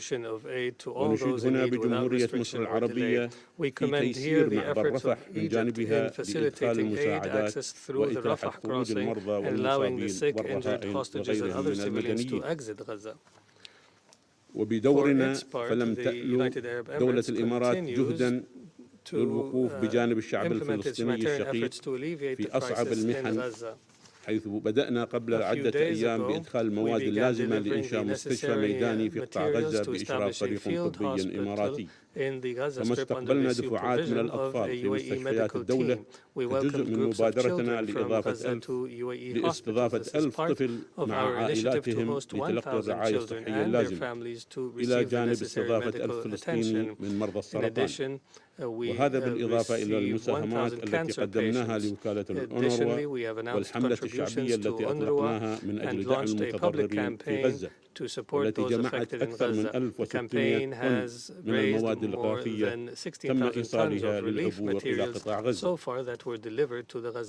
السيد الرئيس، بينما تتجه أنظار العالم إلى الوضع الكارثي في قطاع غزة، علينا أن لا نغفل عن الأوضاع المقلقة في الضفة الغربية والقدس الشرقية، حيث تشهد هذه المناطق عدوانا إسرائيليا متصاعدا منذ مطلع هذا العام. راح ضحيته 400 فلسطيني، فالاقتحامات المتكررة للمسجد الأقصى أصبحت بمثابة أمر معتاد للجماعات المتطرفة تحت حماية السلطات الإسرائيلية. ووصل عنف المستوطنين ذروته وبات يتخذ أشكالا أكثر خطورة وحدة، فيما طال القصف الإسرائيلي مخيمات اللاجئين في جنين ونابلس وغيره، وذلك في الوقت الذي تواصل فيه إسرائيل بناء وتشجيع المستوطنات التي تقطع أوصار المجتمعات الفلسطينية وتنتهك القانون الدولي وقرارات مجلس الأمن. إن جميع تلك الممارسات غير الشرعية يجب أن تتوقف الآن. ونؤكد أيضا أن حالة الغليان الراهنة لا تحتمل مزيدا من الخطوات الاستفزازية والخطابات المحرضة على العنف والكراهية. فأمن كلا الشعبين والمنطقة في المحك. السيد الرئيس، لقد أثبتت الأحداث الأخيرة ضرورة توقف المجتمع الدولي عن إدارة هذا النزاع، وأن نعمل بدلا من ذلك على التسريع في إعادة إحياء الأمل بإمكانية التوصل إلى حل سياسي عادل ودائم وشامل للقضية الفلسطينية عبر العمل منذ الآن على تهيئة الظروف الملائمة لاستئناف مفاوضات جادة تستند إلى المرجعيات المتفق عليها لتحقيق حل الدولتين، بحيث يتم البدء في تنفيذ هذه الخطوات فور التوصل إلى وقف لإطلاق النار. ونؤكد أن تحقيق سلام دائم لن يكون ممكنا دون إنهاء الاحتلال الإسرائيلي لكافة الأراضي الفلسطينية والعربية وإقامة دولة فلسطينية مستقلة على حدود 4 من يونيو لعام 1967 وعاصمتها القدس الشرقية تعيش جنبا إلى جنب مع إسرائيل في أمن وسلام واعتراف متبادل. ويجب في الوقت ذاته الحيلولة دون انزلاق المنطقة في حرب إقليمية ستطال تداعياتها العالم أجمع، إذ يجب وقف المناوشات الجارية في جنوب لبنان والجولان السوري والبحر الأحمر، كما لا يمكن أن نترك منطقتنا رهينة الأزمات والنزاعات. شعوبنا تستحق العيش بأمن واستقرار، وشبابنا يتطلعون لمستقبل أفضل، ونحن في دولة الإمارات عازمون على الدفع نحو ذلك. For that. Thank you, Mr. President. I thank His Excellency Mr. Al-Marha for his statement. I now give the floor to His Excellency Mr. Thomas Guibert, State Secretary of Switzerland.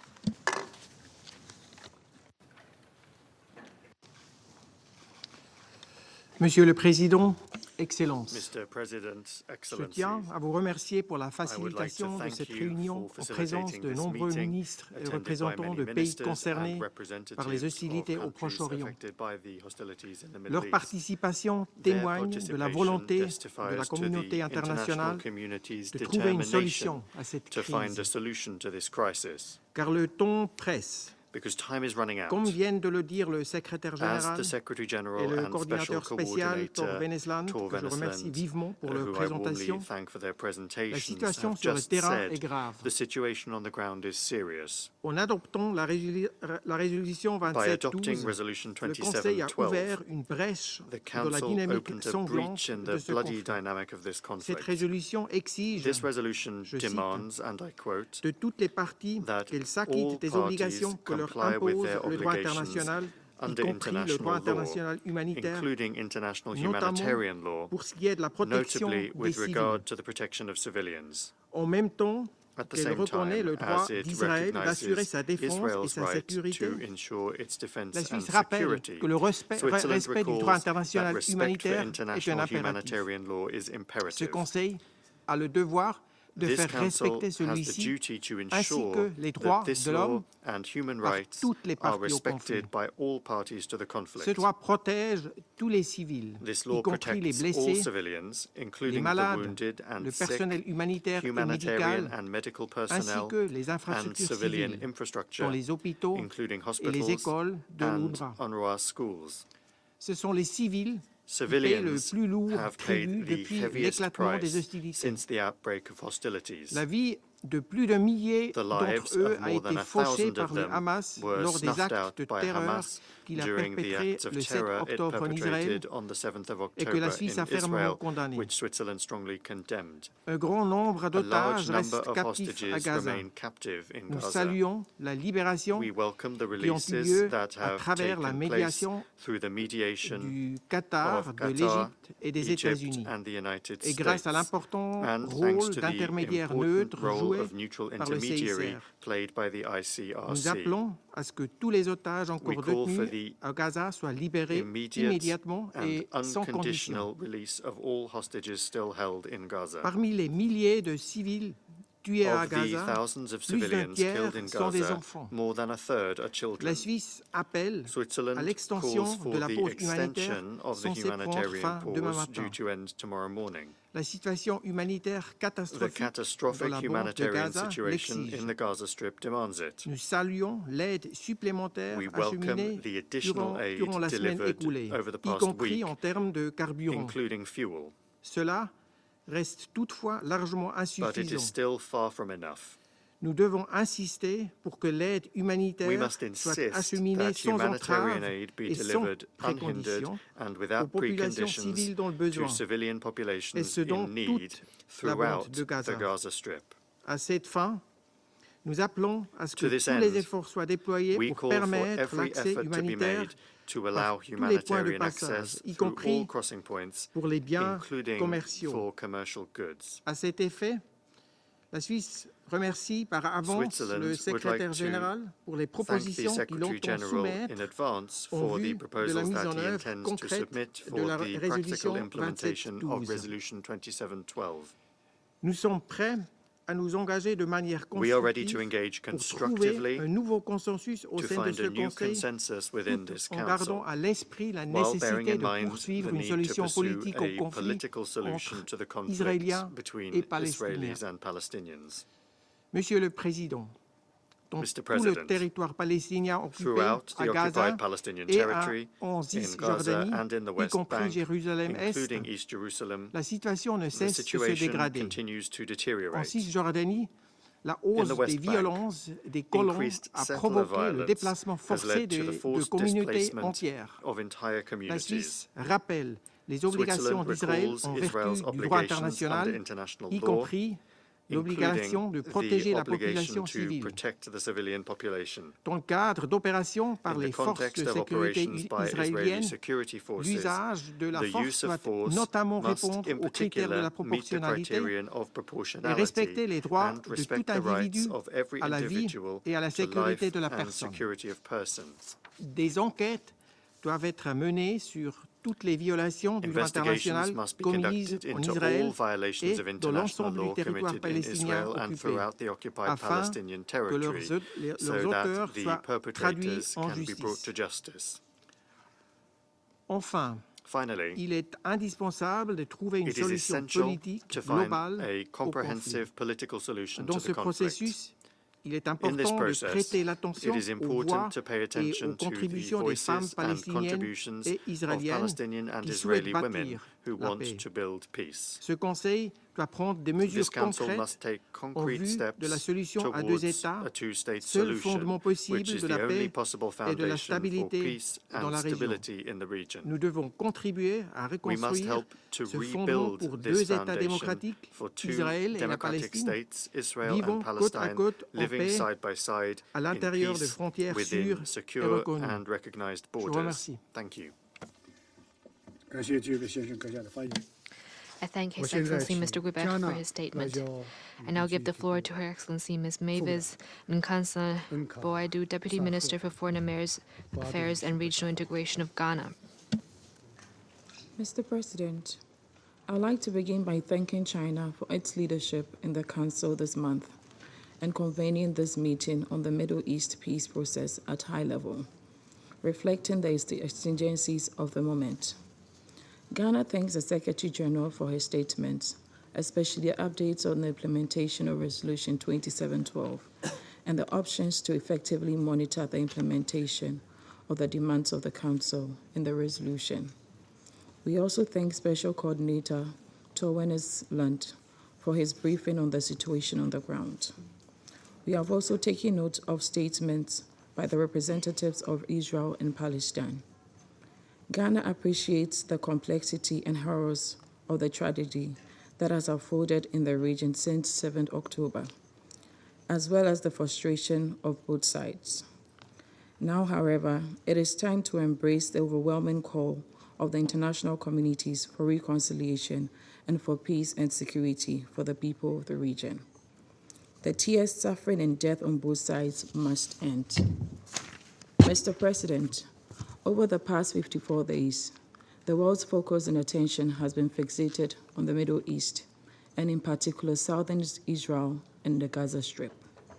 The brutal and horrific attacks of Hamas and other armed actors against Israel on October 7th, the loss of 1,200 Israeli lives, and the abduction of over 200 Israeli and foreign nationals as hostages marks an escalation in the Israeli-Palestinian conflict not seen in the recent years. The Israeli military response, which has led to the reported killings of more than 14,000 Palestinians, has compounded the humanitarian situation in the Gaza Strip with dire consequences. We are saddened by the turn of events and the impact the hostilities ensued has caused on both sides, especially to women and children, as well as the United Nations and other humanitarian relief workers. We reiterate our heartfelt condolences to the affected families and friends of all those whose promise for tomorrow, for the future, has been ruined by the brutality of the war. We are heartened by the humanitarian pause mediated by Qatar, Egypt, and the United States between the parties on 22nd November, which has so far led to the release of several Palestinian prisoners and Israeli and foreign hostages. We welcome the extension of the deal for an additional 2 days, ending today. We appeal to Israel and Hamas to extend the humanitarian pause for a repeated 2 days period on the basis of a regional arrangement which requires Hamas to also release a number of hostages. This is necessary to continue to save lives and to enable those mediating the conflict to build confidence with further mutual measures.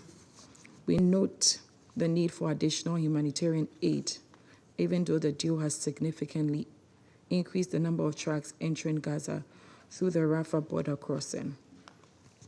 The supply of food, medicines, and fuel is an important factor to prevent the population of Gaza from being pushed into an unimaginable public health catastrophe. We therefore support practical arrangements that can increase supplies through different border crossing and restore a minimum level of public health capacity. We reiterate our demand that UNRWA's facility, including storage facility, should be separated from the conflict and strongly appeal for a positive response by donors to the flash appeals of UNRWA and OCHA. We believe that the continuing efforts of this Council to preserve lives should hinge first on how we can ensure that those not consumed by the conflict are provided support to live. We emphasize the protection of civilians. It's a cardinal responsibility of the Council, which requires a strong reminder to the parties of the obligations to respect international humanitarian law and protect civilian and civilian infrastructure, which are non-negotiable principles that preserve our common humanity. Mr. President, events over the past days reminds us of the consequences of elusive peace in the Middle East in the last 75 years. We also contemplate a Gaza after tomorrow. We cannot overlook the totality of peace required in Palestine. We demand of the parties their full commitment to seek the narrow and difficult path for a renewed and constructive dialogue on the political horizon. Ghana, like many others, does not see an alternative to the two-state solution. Whilst the unacceptable settlement-related activities or the unending cycle of violent clashes, particularly in the West Bank, or the arbitrary arrest and detention of Palestinians constitute obstacles on the way forward, they should not be hindrances too difficult to overcome for the cause of peace. The cost of war and the deterioration in the security situation in Palestine portends greater danger for the Middle East region and beyond. This is a cost none of us should be willing to incur. We must therefore spare no effort to de-escalate the conflict and prevent its spread beyond its confines. In this regard, we urge all countries with mediating influence to come together to abate the tension in the region. This also requires that we act to stop the exchange of fire across the blue lines, including around the contested Shaba Farms area, as well as help the cessation of maritime seizures of Israel-owned and managed cargo ships in the Red Sea and off the Eden coast.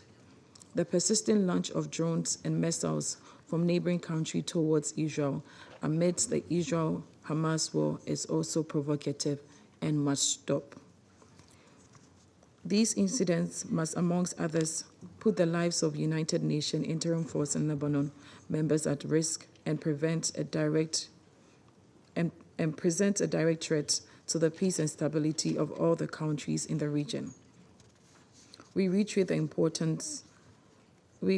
important stabilization role of the UNIFIL and UNDOF and appeal to all parties and countries in the region to exercise extreme restraint and rein in the activities of all armed groups operating from within their territories. Mr. President, the stress by the humanitarian and security situation in the occupied Palestinian territories, particularly in the Gaza Strip, where around 1.2 million people, over 80% of the population, have been displaced, with the majority of them being women and children. This Council has not seen a shortage of initiatives to find consensus beyond the adoption of Resolution 2712. Like many Council members, Ghana believes that the increasing mistrust between Israel and Palestine makes it imperative for this Council to enhance its action to support direct engagement by the parties in a manner that would enable the Palestinian people to exercise their rights to a homeland whilst ensuring the state of its security. Regrettably, the Middle East Quartet, which had served as the unifying shepherd for the peace process, has not been able to act in recent time. Cognizant of the need for a horizon, we strongly encourage the Council to consider appointing a rapporteur from amongst its members in accordance with provisional rules of procedure to unify the position of the Council on how to further proceed with a two-stage solution. We must do so mindful of the need for a comprehensive and sustained effort to address the root cause of the conflict. Whilst we therefore regret the Middle East region has witnessed some of the worst forms of violent clashes in recent times, the overwhelming desire around the world for peace in the region, especially in the occupied Palestinian territories, should galvanize us to seek some practical steps now. Tomorrow may be too late to reverse the trends of instability that are taking root in the region. We therefore urge a renewed support by the international community for the two-stage solution to achieve a just, lasting, and comprehensive solution for the Palestinian question on the basis of the 1967 lines with Jerusalem as a shared capital. In closing, I renew Ghana's commitment to support efforts towards lasting peace in the Middle East region and underscore the need for cooperation and a unified action by all of us. Thank you. I thank Her Excellency Ms. Nkansa Bondu for her statement. I now give the floor to His Excellency Mr. Tsukasa Uemura, Special Envoy of the Middle East Peace of Japan. Mr. President, thank you for calling this important meeting. My appreciation also goes to the Secretary General and to the UN Special Coordinator. Today, it is the 46th anniversary of International Day of Solidarity with Palestinian people. I have been engaged in this Middle East for 4 decades. A lot of my friends are in Palestine, including in the Gaza Strip, in the Arab countries, and as well as in Israel.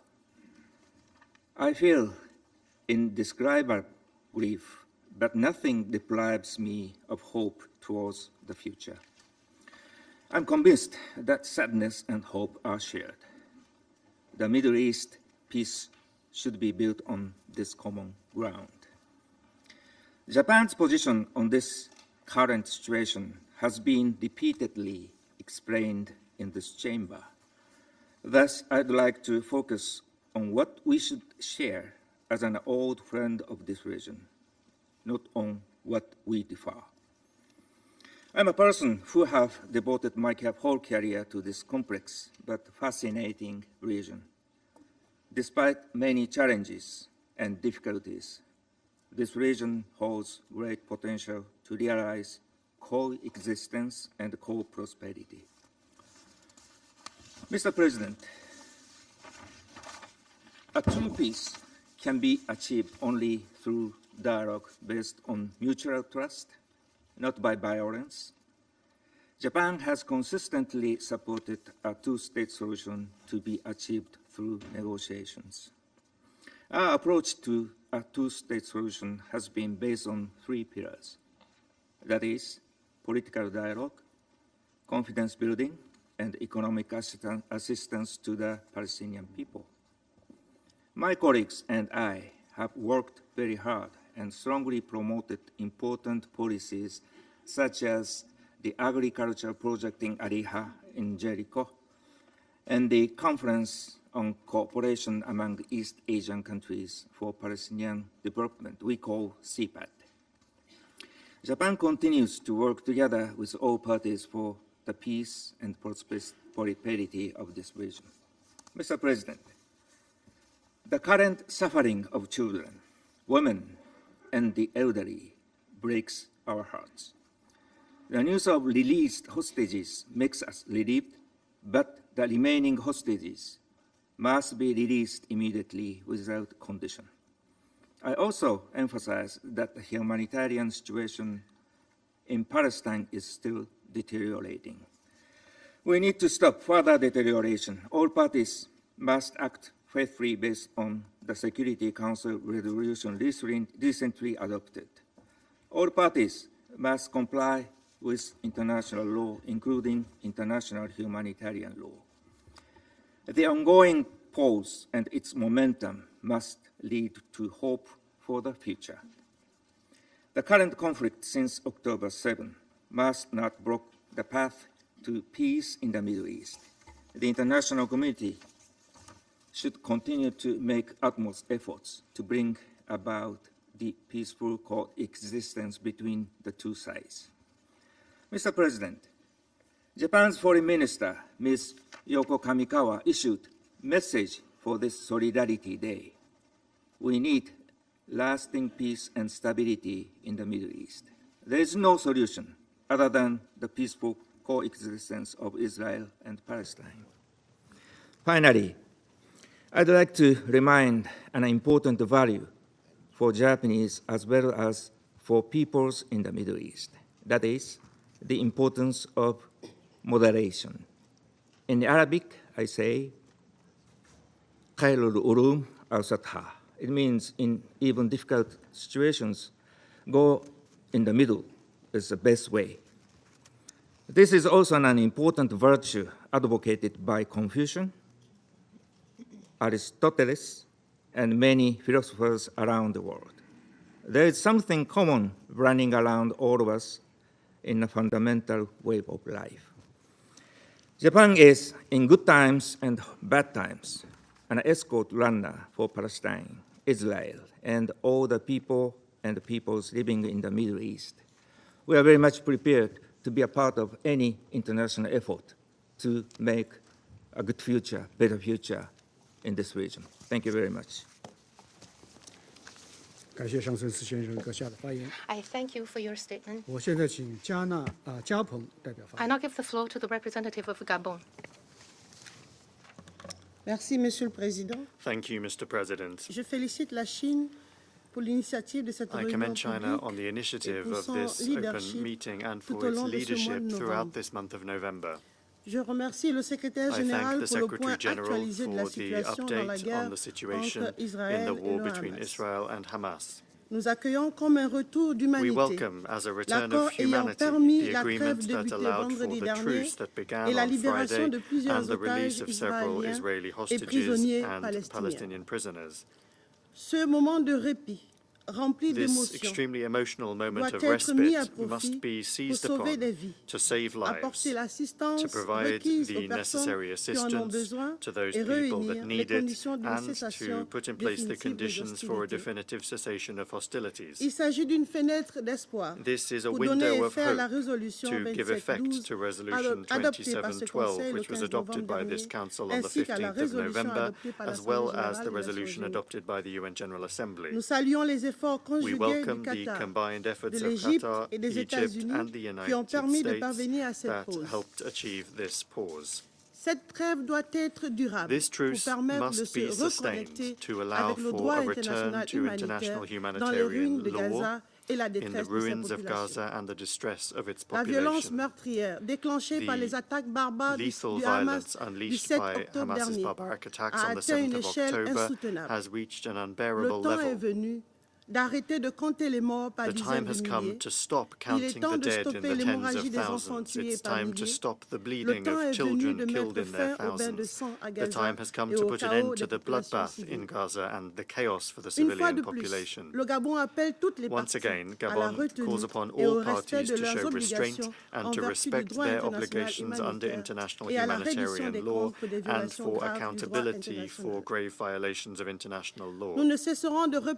We will continue to repeat that the solution to the Israeli-Palestinian conflict must be political and diplomatic through dialogue and good faith negotiations and ensuring respect for the legitimate concerns of each of the parties. Gabon reiterates its firm condemnation of all indiscriminate lethal violence and calls for the unconditional release of all of the hostages. We reiterate our call for unfettered, safe and sustained access for the delivery and distribution of essential goods and services for the millions of people in need. To conclude, Mr. President, I reiterate Gabon's commitment to the two-state solution, two states coexisting peacefully on the basis of internationally recognized borders. It is more than ever time to put this solution into practice. To achieve that, dialogue and negotiation are the essential channels with a central role played by the United Nations. Thank you. I thank the representative for Gabon for her statement, and I'll give the floor to the representative of Albania. Thank you, Mr. President, and let me thank the Secretary General for his remarks and the Special Coordinator for his briefing. The key fact and the key word of these days are the holding humanitarian truce. It has been 6 days without hostilities, 6 days without the deafening noise of war and its deadly consequences, 6 days without the terrifying sirens announcing missiles flying over Israel, and most importantly, 6 days without victims. Diplomacy has made headway, humanity has prevailed, and some hope has been restored. The truce is holding and extending, and we see it as a testimony of a desire for peace.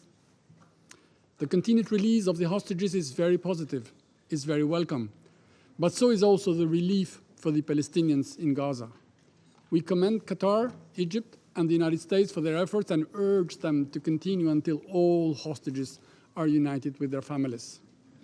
We are encouraged to notice that some key elements of the Security Council Resolution 2712 that Albania supported are being implemented, and we call for the resolution to be fully implemented.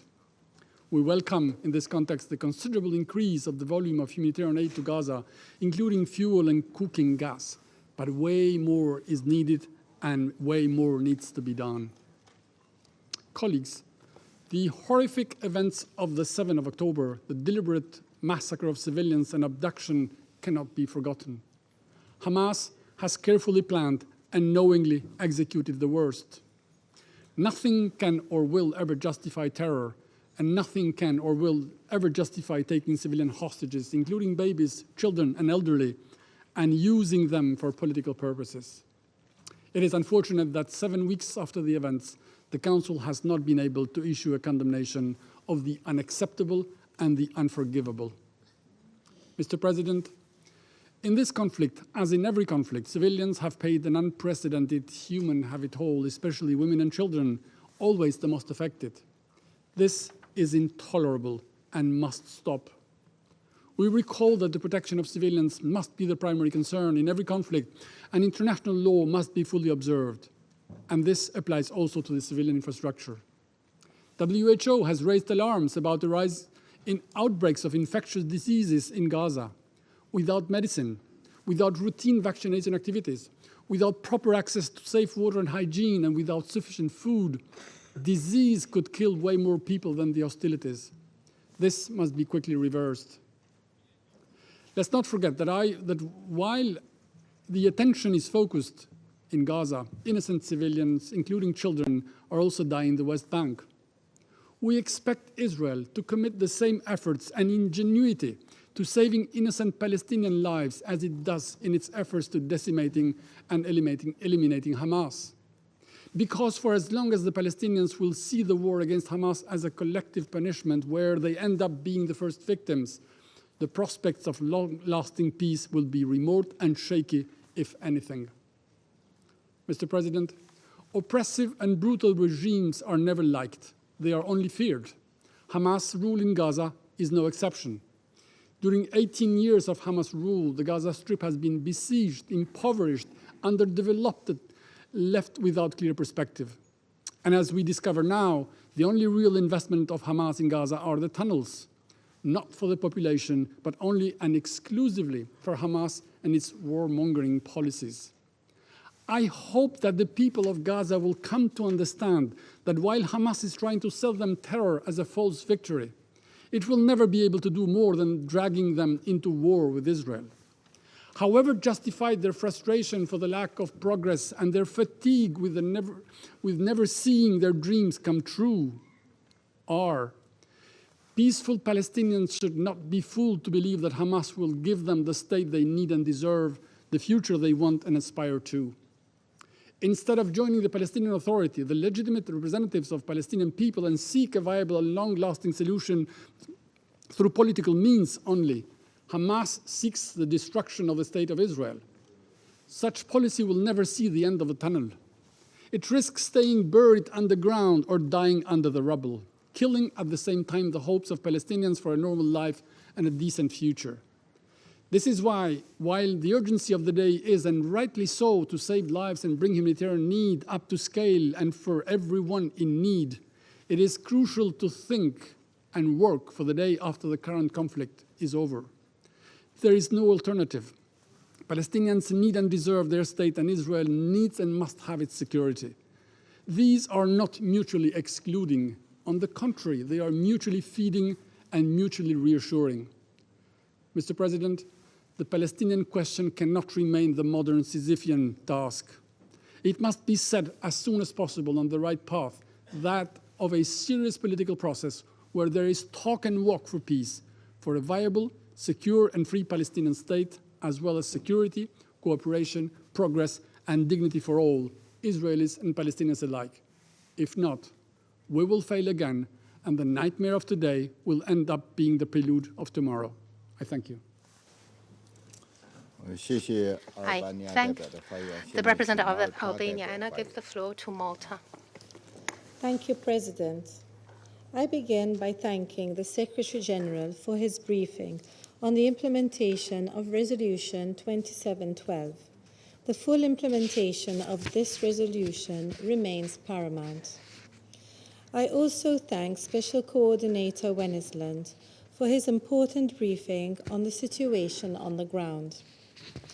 Malta commends the mediation efforts of Qatar, Egypt, and the United States, which have led to the first humanitarian truce, the gradual release of hostages from Gaza, and the release of detained Palestinian women and children from Israeli prisons.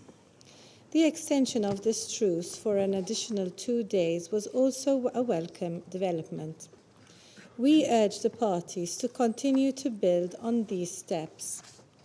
As a first measure, the truce must continue to be extended.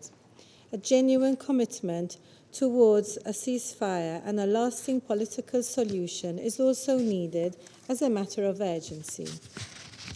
We also commend the ICRC for its efforts in facilitating the transfer of hostages and detainees. We call for them to be allowed access to the remaining hostages. Malta reiterates its strong condemnation of the terror attacks by Hamas against Israel and her people on 7th October. We once again call for the release of all remaining hostages safely and unconditionally. At the same time, the catastrophic humanitarian situation in Gaza is untenable. Thousands of civilians, many of whom are women and children, have been killed. The population continues to suffer from colossal difficulties and hardships regarding healthcare, food security, shelter, and sanitation. A large number of journalists have also lost their lives. Meanwhile, countless children continue to live in increased anguish and deprivation. They are disproportionately affected by this conflict and the lack of necessities. The long-term impact that violence will have on their mental health cannot be ignored. The WHO's statement that more people will die due to rising rates of disease is gravely concerning, and immediate action is needed to prevent this scenario. The truth we have seen in these past days has made clear that a cessation of hostilities is the only way to ensure civilians are protected and continue to receive humanitarian support. The scaling up and distribution of humanitarian aid can only take place under such conditions.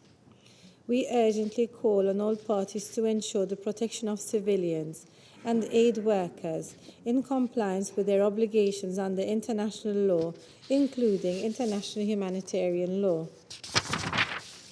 In this light, we also recognize UNRWA's work, which has continued to take place under extremely dangerous circumstances.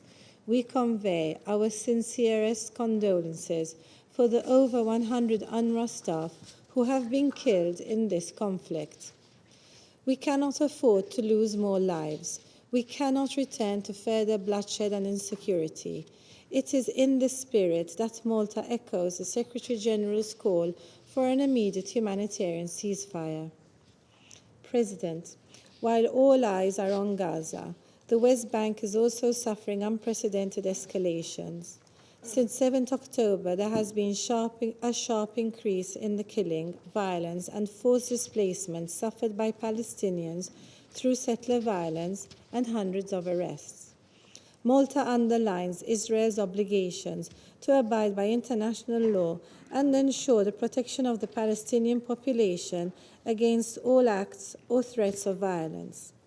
We reiterate that settlements are illegal under international law and an obstacle to peace. We call on parties to urge de-escalation and exercise the utmost restraint. Avoiding a regional conflagration is of utmost importance and must be avoided at all costs.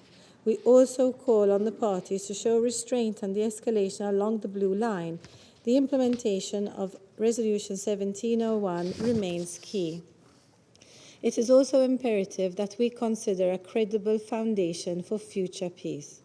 Malta thus reaffirms its commitment to a two-state solution along the pre-1967 borders, addressing the legitimate aspirations of both sides, with Jerusalem as a future capital of two states, living side by side in peace and security, in line with the relevant Security Council resolutions and the internationally agreed parameters. Within this dire context, and particularly today, on the International Day of Solidarity with the Palestinian people, it remains clear that this is the only viable path to achieving peace. I thank you. Representative Malta. Now I give the floor to Ecuador. Gracias, señor presidente. Thank you, President. Al igual que otras delegaciones, damos la bienvenida a los altos funcionarios presentes en esta sesión.